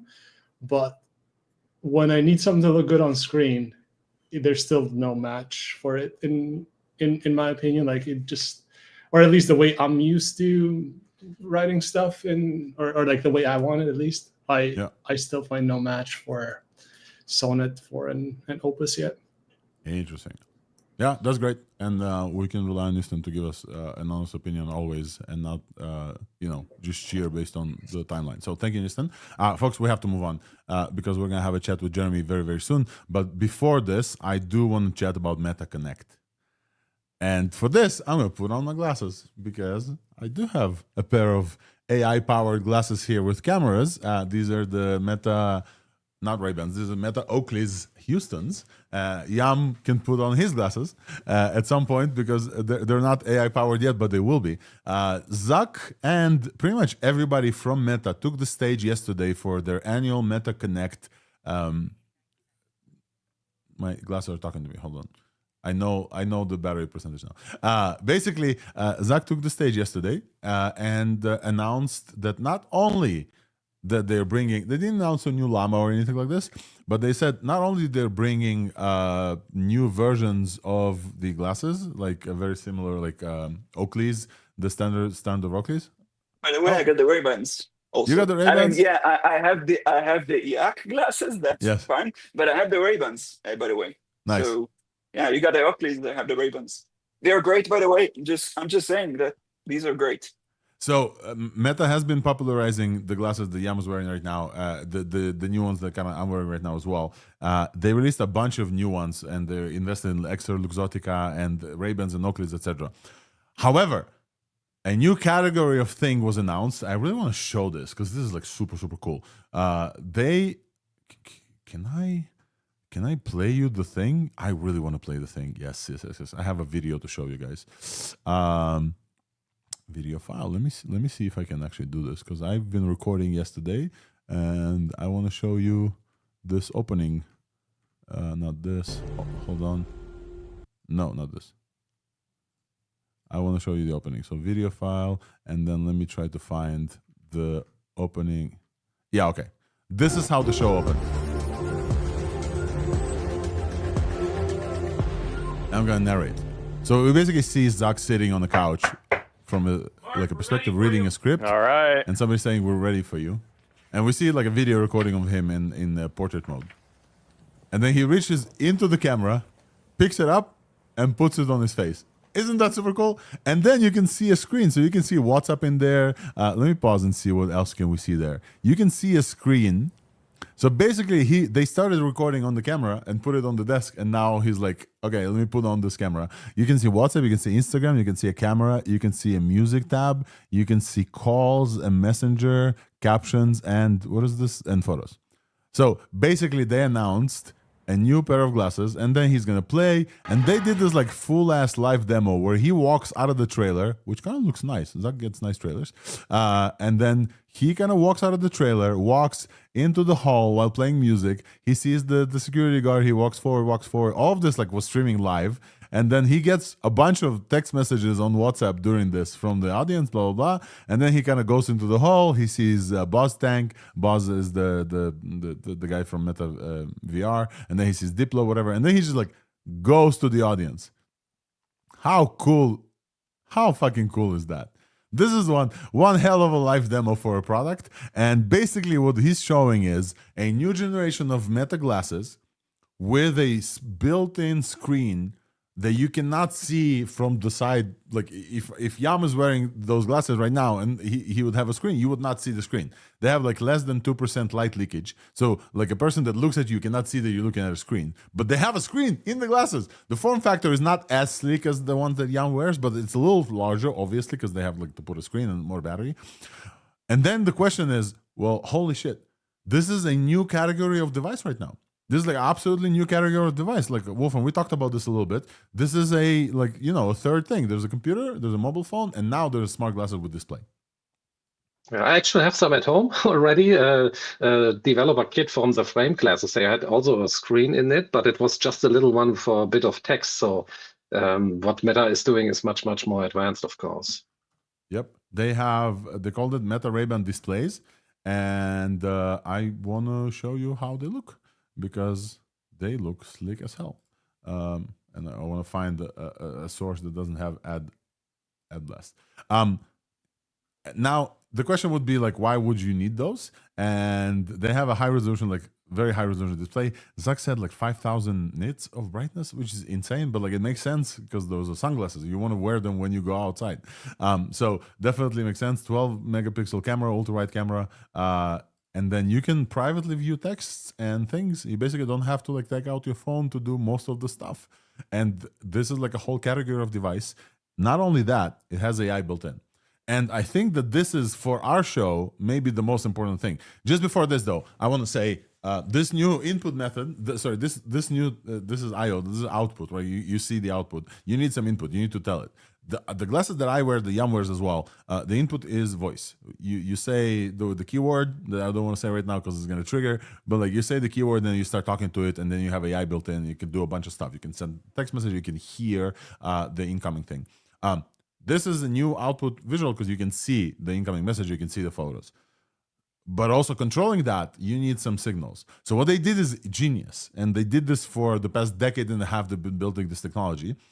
They purchased a company called Myo Labs a long time ago. And this company used electromagnetic signals on your wrist and send those kind of understanding signals to some device. So now they've turned it into an actual technology you can buy in a week. These glasses with the display are going to cost $799 and going to come out in a week. You'll be able to buy them. I don't want to like show you the thing. Meta. That is super affordable if you think about what you are getting there. That is amazing. If it was an Apple device, you would be 2K, 4K, anything like that. So, wow. Yes, I'm trying to like show you the thing. And I'm struggling with a bunch of ads, but basically, I don't like perplexity. Okay, let me show you super quick here. They look very sleek. They kind of look like this. Zach is wearing them. What am I showing? I'm showing. I want to show you my screen. Give me a second. Okay, Zach is wearing them, and he's wearing the neural band. Yeah. And he's also like, basically you can see the little screen here on the right, and the neural band kind of controls them. I find this like incredible, absolutely incredible, because being able to silently control this without talking is one of the gripes that I have this definitely with this device. The AI portion there is. Give me a second. Yeah, disappear for some second. Okay, the AI portion there is very, very important, because what happens is Meta is building superintelligence. Meta is paying, we saw, between hundreds of millions to billions of dollars to folks to actually like deliver superintelligence. This is how they will deliver this to the physical world. You're going to wear these glasses, you're going to talk to AI, you're going to see some outputs, because it's very much missing in the form that me and Yam have currently on our faces. And this is how they're going to bring the AI to the physical world. and controlling this with the wristband. They actually showed an example of a few AI things. Wasn't mind-blowing, but they had live translation, so you could see subtitles under the person you're talking to. You're going to talk to a person, you can see subtitles below them. That's like super cool. And also they showed a demo of agentic approach, agentic, where you can ask the AI something and then it will send a notification when it's done, and kind of it went on a deep research like task and then it came back. This is something that like wasn't possible before unless you pull out your phone and get a notification. I think this is an absolutely mind-blowing thing, and I was blown away by the fact that Meta can do a presentation as exciting and as innovating as I've ever seen before, while Apple's presentation were cool, but like pretty much a snooze fest. Comments, folks, on this? Will you be getting the glasses for $800? If I yeah, can for get them in sure. Germany, for sure. Yeah. Look, I think we need to mention that the demo didn't go as smooth as planned. Look, the glasses in terms of hardware, software, and so on, the glasses are amazing. Should we play the demo didn't go? I have a recording of this. Okay, we can. I just want to say that the AI, both in our glasses right now and also on Meta demo, wasn't the best, as to say the least. But the glasses themselves are incredible. So I just hope that Meta is going to catch up and going to change that. Yeah. So let's take a look at the demo that didn't work. So we did see the demo that did work. Live demo of Zach starting the show, walking out. We saw the demo. He was getting messages, etc. Something that you weren't sure about and wanted to confirm or wanted more context on? No, this is not it. So basically, here's the demo of. Let me actually go and find this video. I have this video of basically him getting a phone call from Buzz, and this phone call did not work for them. Let me see if I can have this on. Yeah, but even if the technology failed, I think the form factor is still the best one, because the AI sees what you see, hears what you hear, can talk to you. So here's the live demo that they tried. He tried to get a phone call from Buzz. I think we should. I want to pause here for just a second. For folks who are viewing this, Zach is standing near a table and he does something with the right wrist. What they have is this like incredible thing they barely talked about. He is writing like as though he holds a pen, but he doesn't hold anything. He only has like the band. And he's writing on the table as like a person writing, and they have like writing detection. So he's basically answering. You can see like him like scribbling, and you can see on the right side on the screen that says he says something, and then in the writing it says, "Yeah, let's do it." All right. And that is like super cool on its own. Literally a new input thing. You basically write on any surface and like detect it. But here's and you don't even need the surface. You just need to move the muzzles or try to move the muzzles. That is amazing. There we go. Uh-oh. Well, let's see what happened there. So you know what? I blame. So basically, he's getting a phone call, but he doesn't get the UI to answer the phone call. Then he got the UI, but the call was already over. And then Buzz was like calling him multiple times. The live demo was hard, but it worked like eventually, and that was super cool. Folks, $7.99 comes out in a week. Incredible new innovative frontier of AI. I will definitely be getting them. I will have to decide if I'm wearing those cool ones or them cool ones, but they have a fucking screen. And I'm very, very excited about this. And the screen is super bright. All right, folks, we're moving forward because we have a guest here. Silently, while we're talking about like the cool meta stuff, we had a new person join us. Jeremy Berman, welcome to the show. This is your first time here. Feel free to tell folks a little bit about you, what you do, where you are, and why you are here. We're going to go into next. Cool. Yeah, thanks for having me. First time on the show. Tell us a little bit about you, Jeremy. What's your background? What are you doing in the day-to-day life? Sure. So I'm an AI researcher. Currently researching reasoning at Reflection AI, where we're building foundation models. So we're pre-training and post-training foundation models. And I got into Arc AGI, which I think is what we're going to talk about 9 months ago. I noticed that the field of language models was progressing very fast. But on a few benchmarks, notably Arc AGI, the progress seemed to have been slowing. And I think it's for a few reasons that we can talk about. But I found it really fascinating. And so about 9 months ago, I decided to pursue that as a research direction, ended up getting the top place on Arc AGI V1. and then have been kind of mulling over ideas for how to improve it. And just yesterday, the scores for Arc AGI v2 were released. I updated my solution and am now first place again. That's incredible. So first of all, congratulations on this achievement. It's definitely a monumental achievement. Arc AGI has been around for a while.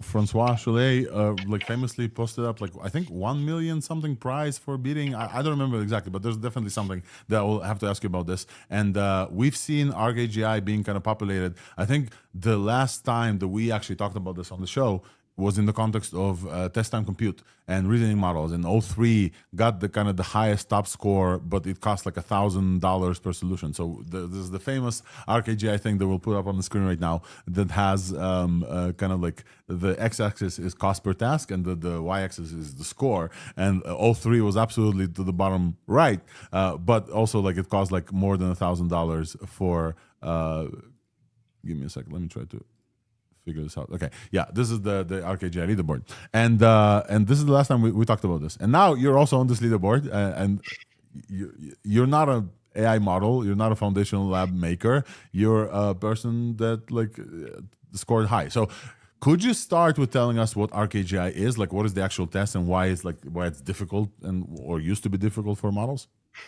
Yeah, sure. So Arc AGI is basically IQ test for language models you can think of. So it's a series of grids, of input-output grids. And the idea is you're given a few examples of transformation rules to go from input to output. And then you basically just have to solve the test input to output. And maybe if you could put up an example, basically they're quite easy tasks actually. So on Arc AGI v1, the average human mechanical Turk gets about 77% on Arc AGI. But then at the time, the best language models were getting around 5%. And so it's interesting because these tasks, again, children can solve them. These are children's puzzles. So as you can see here, you get 3 training examples, and then the 4th is what you have to actually solve for. But again, everyone here could solve these, but language models can't. And I thought that was just very fascinating, right? We're living in a world where language models are PhD level on math tests. They're now, top programmers in the world, but they can't solve these simple tasks that children can. Yep. And famously, I think the whole point of this in the beginning was, hey, the second, this is the AGI test. If a model can solve this, it's going to be generalized like a human. And then super quickly, we saw that like models are starting to like slowly creep up, and we can actually see that it's not that slow. The creep up is not that slow. Like we don't have a time here, but we can see based on the models that, like the smaller models like DeepSeek, Qwen, Grok 3, like all very, very low percentage. And then suddenly like the test time compute models, specifically the thinking models started like rising super, super quick. So you can see GPT-5 mini is kind of low here in the low 25%, but like significantly higher than GPT 4.1, which is like less than 5% of completion. And then the Cloud Opus models, the thinking models, the more thinking there is, the better they perform. So like you can visualize the test time compute like scaling paradigm based on Arc AGI. The longer it thinks, the more it is able to solve. And then you can actually see the very strong thinking models with a lot of RL, like Grok 4 thinking is at the like 60-ish percentile or something. All 3 medium famously got like a very high score. And I think the highest score that we've seen from a model was O3 preview back then, or I think on very, very high, that cost like a lot of money, and then put it in a very, very high score of like around 75%. And here you are, Jay Berman, 2025, at the score of what, almost 80% of scoring, which is 80. like 80% of the thing. Okay, so you don't have a foundational lab under you with $100 million of training compute to give a lot of like reasoning things. And I think when it was posted on the Arc AGI as well, it says you also got it to get like $8.42 per task or something, which is significantly less than the $1,000 that GPT-5 thinking cost. You want to tell us how? Is it a secret? Like what's going on?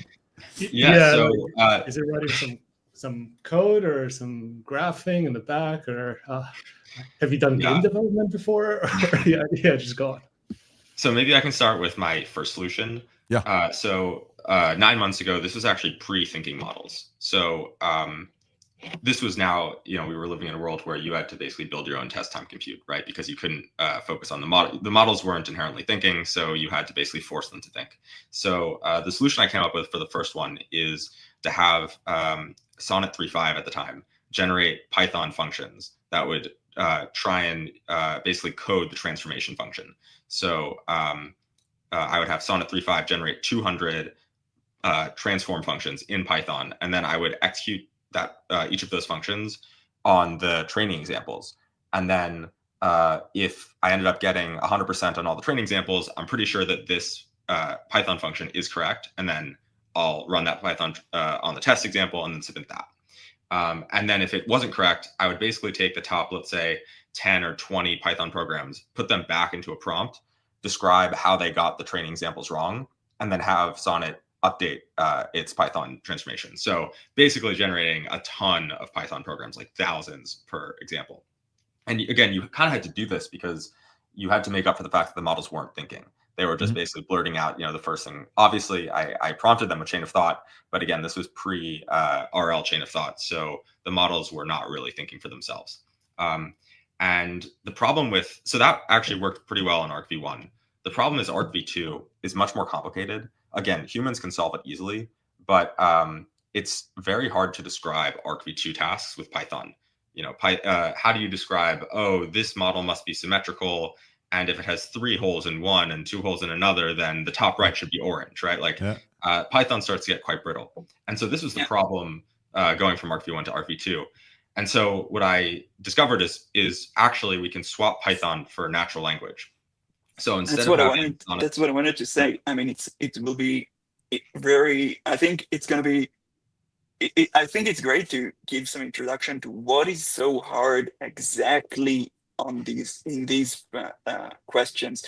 I was heavy on Arc1, so I just know intuitively why is it so hard and so easy to humans. But I think it's going to be really interesting hearing it from you because I mean, just to give people perspective, like, why is this so hard? It's just some grid of colors. So, I mean, but it is. So, yeah. So first of all, I would say it literally isn't hard, right?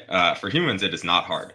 So what's weird about language models is when they're not trained on a certain distribution, they are not great at generalizing. And I think this is the core of Francois's thesis, but it's also a thesis that I generally agree with, which is today when we train language models, they're very good on distributions they were trained in, but there aren't many grids online, and there aren't many examples of solving grids. And then finally, the test set is totally withdrawn from the internet, right? So you can't train on the answers for Arc AGI. And so what you find is language models, when you're asking questions outside of the distribution, are very bad at giving coherent reasoning traces. And this is I think this is actually the fundamental blocker to general intelligence, which is when you ask models questions outside of their training distribution, it's almost like an adversarial example. They really struggle to reason about it. And I think that's because the reasoning that language models are trained to do is always reasoning in the domains that they were trained on. So they can reason really well in math. They can reason really well in science. But it's like that reasoning is fused to that domain, which is unlike humans, right? We have this reasoning engine which generalizes, which means that, you take Einstein, you give him a task he's never seen before, totally out of his distribution, he'll still reason about it properly and logically and coherently. That is not the case for language models today. And so fundamentally, why is it hard for language models is because Arc AGI grids are not in the training distribution.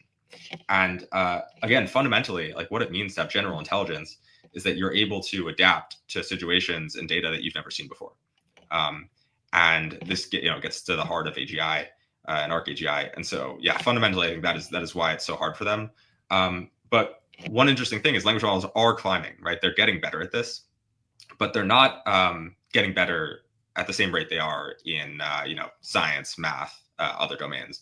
And so I think the next big frontier is how can we basically inject reasoning that will actually generalize in these models and not just be excellent in a specific domain.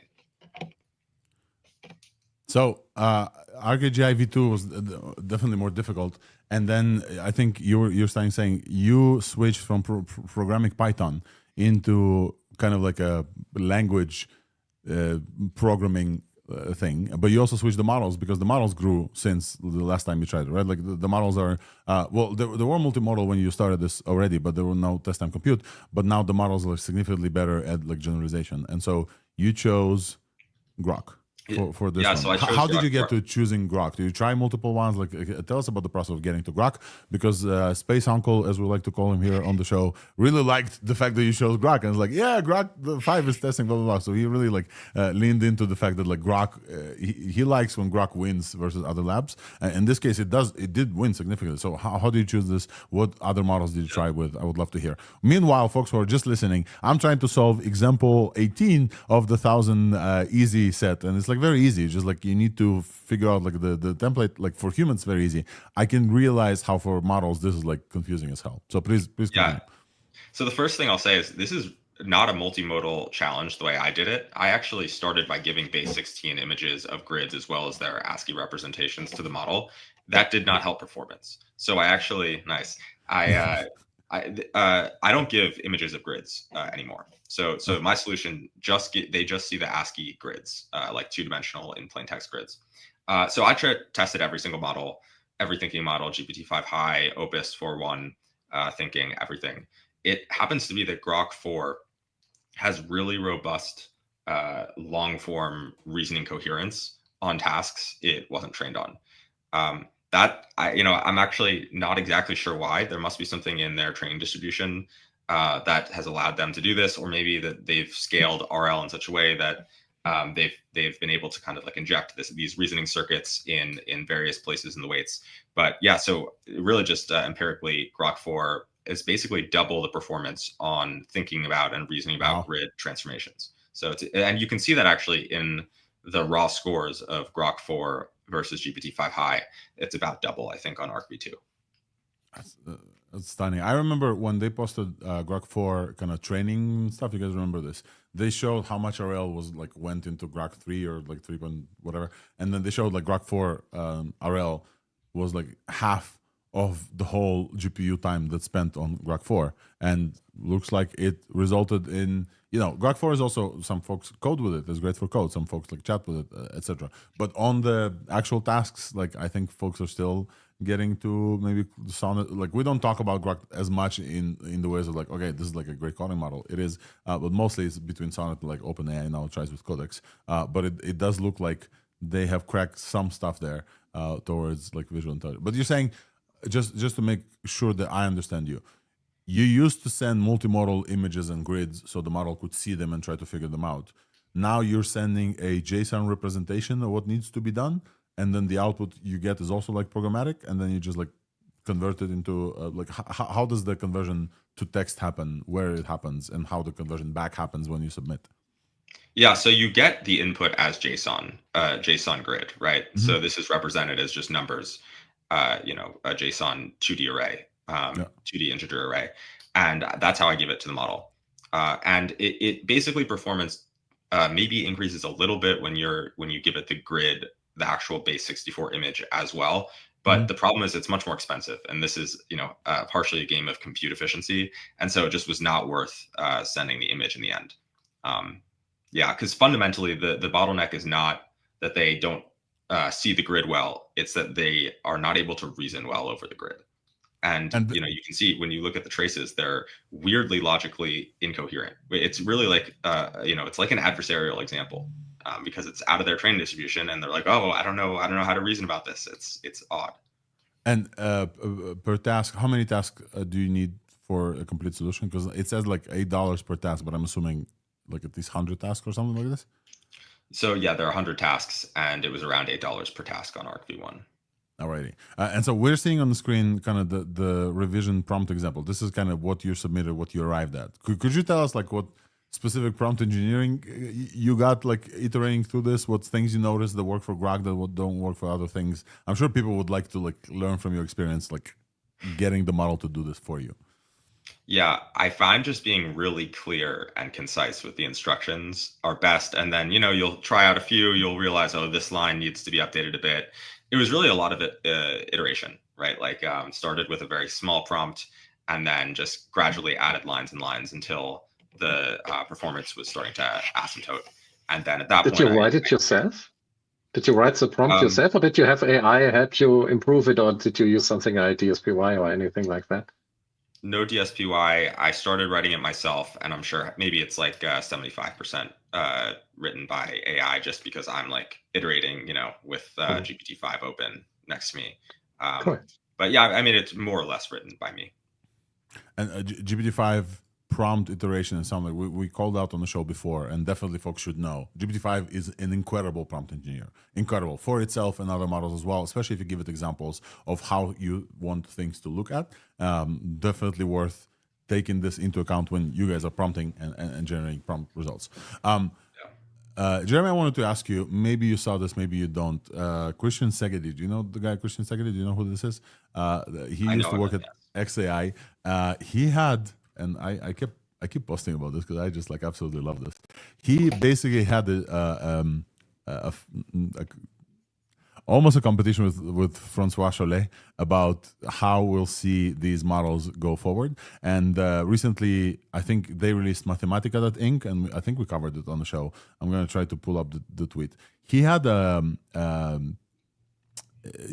public bet with Francois. I don't know if they actually got to a bet, but like he had a public statement that by the end of 2025, we'll see Arc AGI, the current set of Arc AGI, fully like saturated.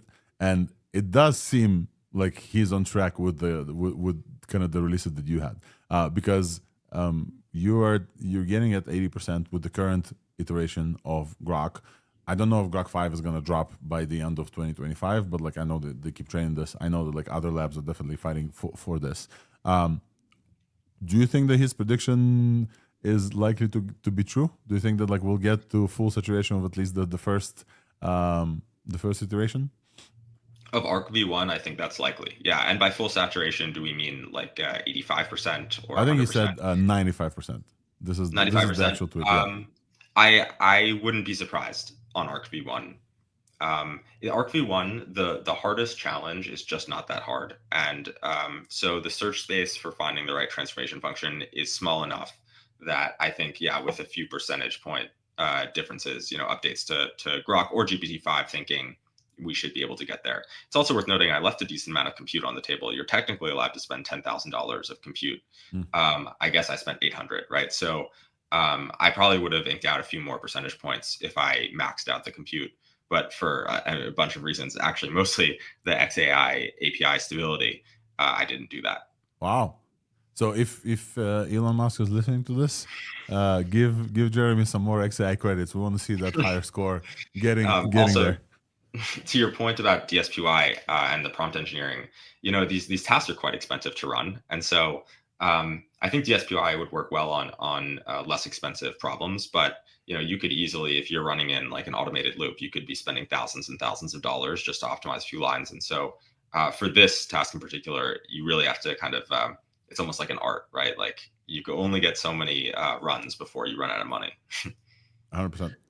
So that's why I need a sponsor. Go ahead, Nissan. I hope you recorded the data in and out, because then you can try and train a small model. Like I think the challenge will end up going to like what's the phone or the 1B model that can actually solve it next, because 80% is pretty much the benchmark is cooked.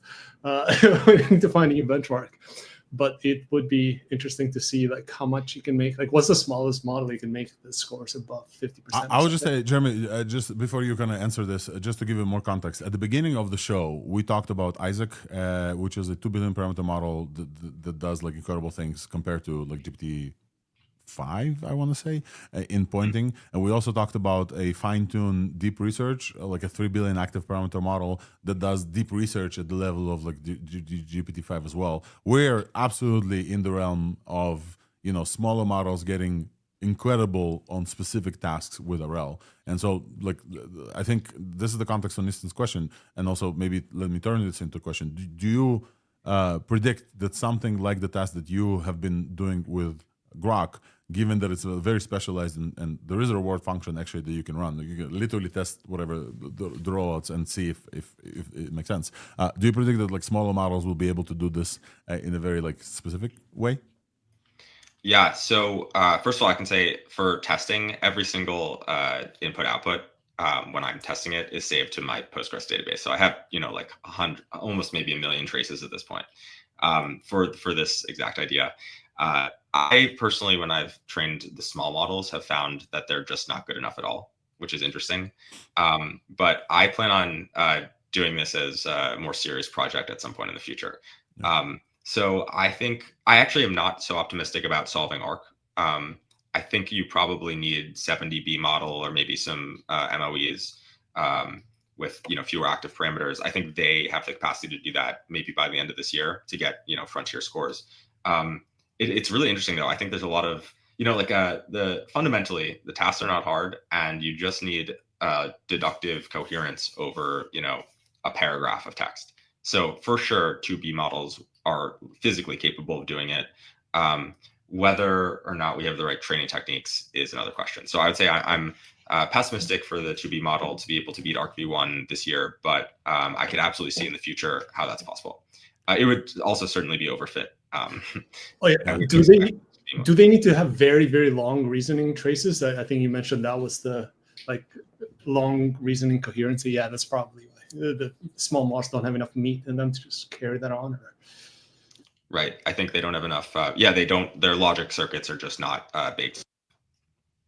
Awesome. Well, Jeremy, we're coming up on 2 hours on the show. We wanted to, first of all, congratulate you on this incredible result. Second of all, thank you for coming and telling us how it's actually done. I think a lot of folks really wanted to know. You had a great blog post. We'll add this to the show notes. The folks can go and dive in. I will just say, apropos of nothing, we have this button here with applause for folks who open source data, open source models, open source. If you do choose so, and you want to come back and say, hey, the data set is now open source, you guys can train and do RL, definitely, the button is warm and ready for some applause. But thank you so much for coming and telling us about how this is done. It's very, very interesting. We heard about Arc AGI. Multiple companies are using this to show the out of distribution thinking for a context for their models. And it's great to see how the sausage is made. So I appreciate your time here. Thank you for coming up. We will add your blog post and anything anyone you want to shout out, anything you want to say, where folks can find you, etc. Feel free to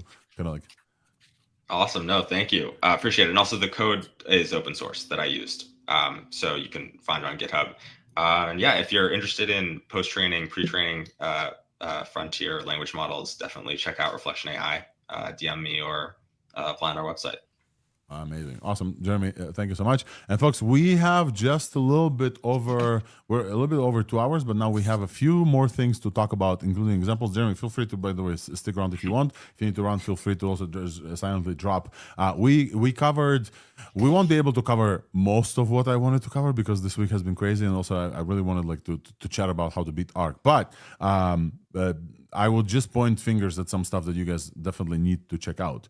NBER and OpenAI together released this incredible paper, super in-depth paper of how people use ChatGPT. It's timed at July, they issued it at September 2025, but it's timed at from November 22 to July 2025, so almost 2.5 years, about early adopters, and they have a bunch of cool insights here.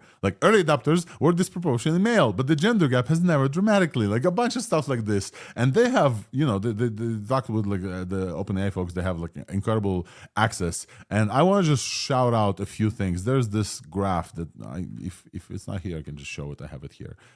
There's this incredible graph that shows the distribution of tasks. Nistan, we talked about this graph, I think, publicly somewhere. Let me see if I can open this somehow. Oh, like this, yeah.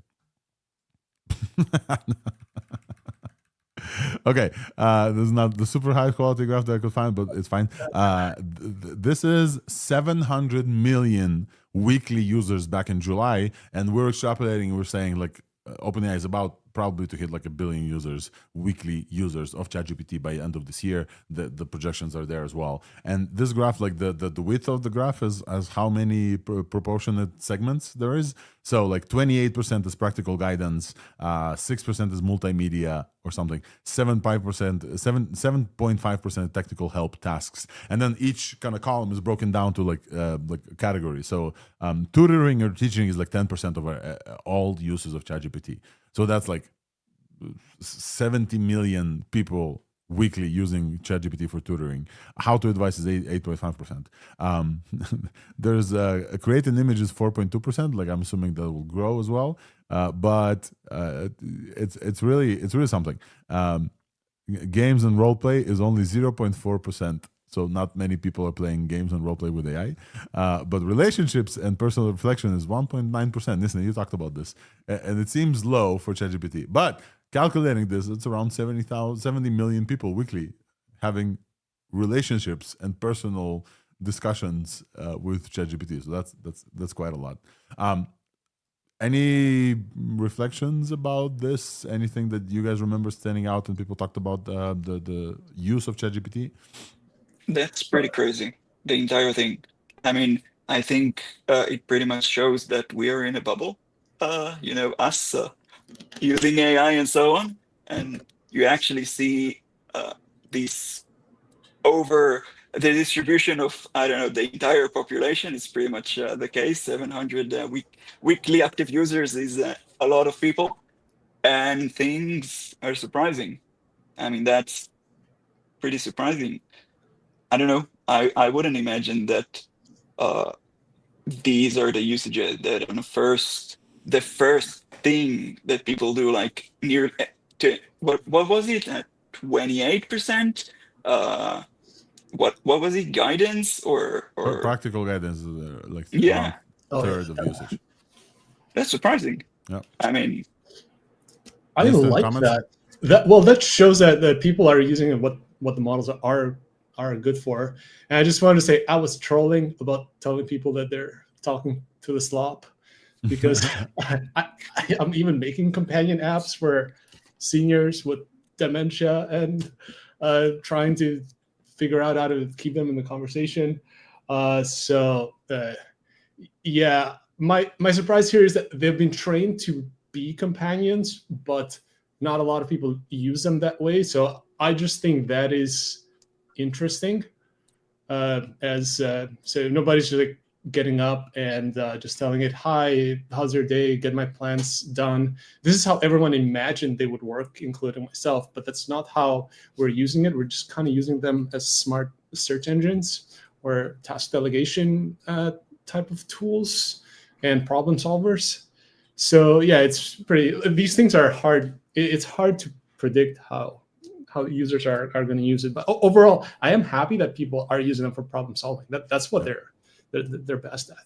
It's hard to predict how they're going to use them, but trajectory wise, it's easy to predict. So here's the one line that the summary gave me. ChatGPT traffic is on pace to rival Google search in daily message volume as early as next year. So 750 million weekly active users in July, and if you remember, July is before return to school. So now everybody returns to school. They need to do homework. Like, they go back to these AIs more often than they want. Message volume hit 2.6 billion per day as of June, six times bigger than the year before. It's absolutely insane. It's absolutely insane. And the usage is doubling every 6 to 8 months since launch. I'm surprised. Incredible. I'm surprised not to see larger percentage of people talking about personal stuff with ChatGPT. No. We hear about it a lot, and pretty much anyone you talk to, you kind of feel that they ask ChatGPT or any other AI personal stuff, and we don't see these too much in the data. What I really like that the vast majority of people use it for things like how do I do kind of I need to know how to do something I don't know on my daily basis. Just take a picture of I took a picture of a sink and asked ChatGPT, how do I fix this and so on, because I just don't know, man. I mean, it's not the thing I do, but I managed to fix it because I don't know, all three just told me how to do it, and that's great. Moreover, search, absolutely amazing to see how huge percentage of usage is just search, or how do I do the thing which is basically also search.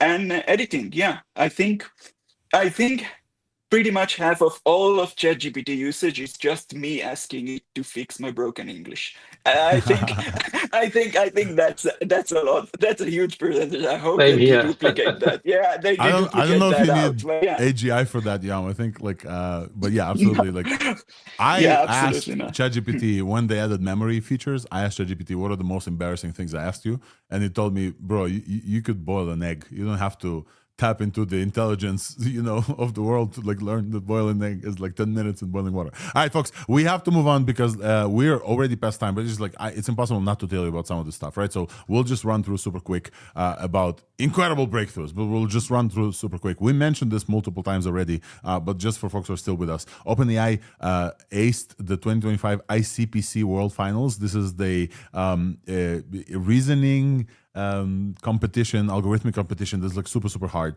They have 5-hour constraints to build the solutions, and basically we've got to a point where like GPT-5 on its own is superhuman level. At the best coding people in the world compete at this competition, and they are not always able to solve all questions within the 5-hour limit. And this year they had like an AI separate track, so virtual first place, not actual first place.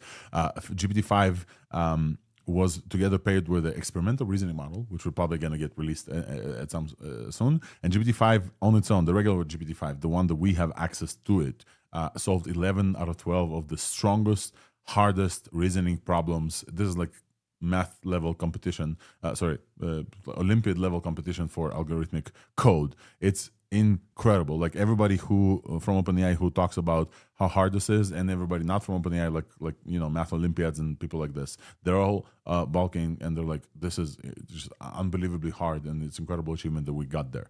So we got to a superhuman coding level with the levels. The same model that Yam uses to fix his correct grammar now wins 11 out of 12 of the hardest hardware, software, and algorithmic questions. It's quite incredible. Super speed updates on ChatGPT as well.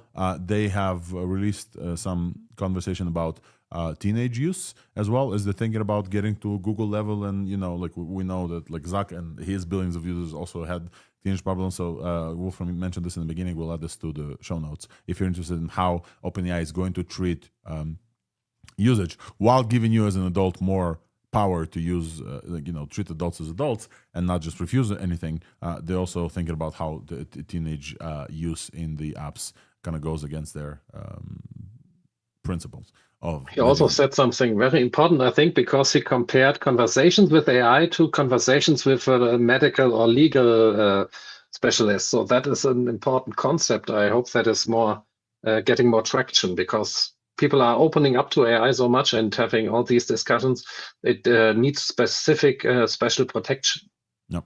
And then the last thing, update on OpenAI. Thank you all by the way. And OpenAI adds thinking budgets to ChatGPT app. So now when you use ChatGPT-5 thinking, you can decide if you want like standard or extended. If you're pro tier, you also get light and heavy thinking modes. Basically, fairly resembling the API, although API had 3 and now they have 4 versions, because they heard complaints that people say that GPT-5 is thinking for too long, and it does sometimes, and you want the best intelligence. You don't want the router auto. You want it to think, but you don't want it to think for like 5 minutes for how long to boil an egg, etc. So updates to ChatGPT-5 app. Folks, the last, I will skip Humo, just because we don't have time for this. So Humo is this human-centric multimodal video example from ByteDance. It's incredible because I cannot skip this. It's incredible.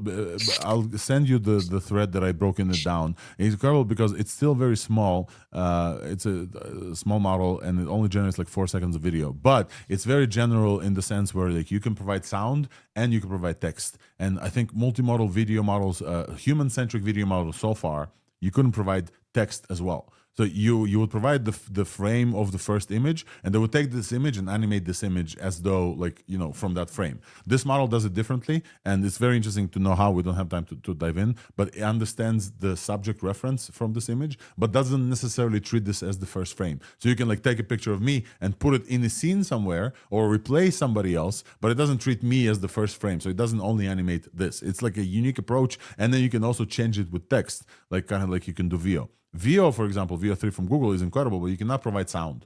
You cannot give it like me speaking and have it animate like we have, you know, the animated faces. So like Hedra and others. So this is kind of a combination of all of this, but it only works on like very short segments so far. But the direction is super cool, and I think we'll see incredible stuff from that space. So this is Humo from ByteDance, and it's open source, and they gave the recipe to folks. The last thing that we have to talk about is World Labs presenting Marble. Marble is just absolutely incredible. We talked about World Labs before. We showed their examples. World Labs. We showed their examples before, but the fidelity of the recent release is just absolutely incredible. Absolutely incredible. You can see from one image, or maybe a 360 image, a full-on world generated. We talked about Genie 3 before, so this is lower fidelity than Genie 4. Genie 4 is like VO3 level world that you can control and play. That was built on simulating kind of games, so that feels like a game. You can jump, you have a character, etc. This is one picture to generate a world, and the consistency in this is just absolutely remarkable. And in order to show this, I actually got access, and I'm very, very happy that I did. And I took Wolfram's background. If you guys can, let me show Wolfram. Wolfram sitting in this very cool kind of like spaceshipy type thing. So I asked him in the beginning of the show to send me an image, and behind the scenes, I ran this with Marble 01 Mini, the lower version of the world. So let's take a look at the world. I absolutely love how the loading affects. Okay, so basically I provided one image, and you can see this image of a spaceship. You can see the lower quality because I used the lower quality model. Yeah, go ahead. That's 3D. This Or this is 3D model? Oh, no. I see now. No, it is 3D. It's you can walk around objects. You can see it's not a 3D model. No. It's a generative model that generates Gaussian splats. So Gaussian splats is kind of like how to create like a 3D scene from a thing. So you can see if we like leave the perspective that I provided it, you can see that like we can see a bunch of artifacts. So we can see like what's behind there. I do believe that this thing, from this thing behind, was fully generated from this thing up front. Exactly. Right? So like this is the perspective of where you sit, and then I can go up a little bit. And then if we smaller turn model, around, right? this is absolutely, this took like still very cool. Very cool. And I think the persistence of the fact that like the chairs are, I'm sorry for going all the place. The chairs are the same place where the chairs are after you like go around. So this is like, it generates a 3D scene based on one image, and you can provide like 3D images. The thing that I wanted to show, I want to see if I have it. Folks are using this to create very cool kind of 3D consistent scenes, because now if you don't move too much, you can have like a very consistent like character scenes, and you can provide like different angles to those scenes, and then provide this back to like Seedream or something. Very, very cool. So this is World Labs Marble, and we've talked about Reve, and we've talked about Hunyan SRPO. I think we covered pretty much everything, folks. Wolfram, any last things that are very, very important that we didn't cover? Yeah, there's a Hunyuan 3D 3.0. I just put the link in. Yeah, that would also be interesting to if we could use it to see how it does with the background. Oh, generating the background based on Hunyan 2D. I think I logged in there. Hold on, let me see. I think I found a way to log into Tencent finally, folks. It's been a while, but I think, yeah, this is the Hunyan 2D. I just need to know where. I think it's 3D Studio. And then we will try. Yeah, no, we're not going to try. we will see. But yeah, Hunyan released the You can get your glasses to translate it on the fly for you. That's true. We'll give it a try, but I don't know how long this takes, and I don't know how many credits I have, so we'll definitely give it a try. But Hunyan released a new version of the 3D generation stuff of theirs, and it's available at 3D Hunyan. Go ahead, listen, and then we'll finish up. Yeah, I'm not buying those things. Don't show up in my house with camera glasses on. That's all I have to say. This is a very interesting discussion that I would love to have, because many folks don't trust Meta, and they think that Meta is like on listening all the time, and there will be like a social kind of conversation about this. I wear mine without thinking about whether or not Meta records other people. I know for a fact, like, you know, unless they're hiding something, this shows a little light when it records. But definitely the folks who are not as technology oriented as me ask me if I'm recording them live, and I told them no, and they don't necessarily believe it, because and this is gonna be, you know, the more popular it gets, the more kind of interesting that's gonna be. But the same was with mobile phones, for instance, when you could take pictures silently and stuff, and people sitting across you in the train and doing something on their phone, are you taking a picture of me, and so on. Yep. So yeah, it's always with technology. Alrighty, folks. I think we did well. We had an interview with Jeremy about Arc AGI SOTA. We talked about Meta Connect. Nissan, I see you have like one last comment you want to shove in here, so go ahead and we'll finish up. No, I do really like the fact the HUD, the heads-up display. I think they're underselling them. It costs the prototype like $20,000 or something for them to make it. It's some like next-gen optics 3D waveguide thing going on. Waveguide. Yeah, that's like completely next-gen stuff. So yeah, I am excited about that. But I'm also the type of person that keeps their Oculus jailbroken, and also blocks any Facebook IPs from home. So that's the part. So yeah, it'll be interesting.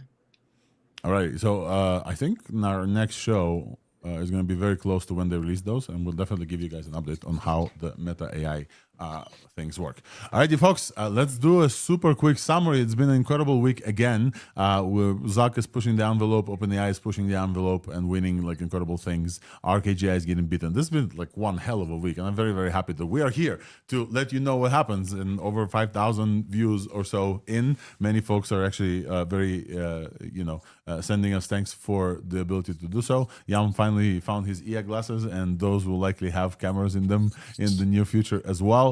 If you missed any part of the show, just a reminder, we're available as a podcast on thursdai.news, on Substack, and everywhere you get your podcast, so you can re-listen to a conversation if you missed it with Jeremy, or our analysis of things, or the things that we did. The recording is also up on YouTube as well. We're here every Thursday. We're going to be here next week to talk about whatever crazy things that happen. Huge thanks goes out to Weights and Biases from CoreWeave, the sponsor of this podcast for the past almost 2 years, and huge thanks goes to Wolfram, Jan Peleg, and Nistan for being here from week to week and telling you guys all about the kind of the world of AI as we follow it. So with this, I will just say, as we were talking, Wolfram, here's your 3D world, and we're gonna just like leave it at that.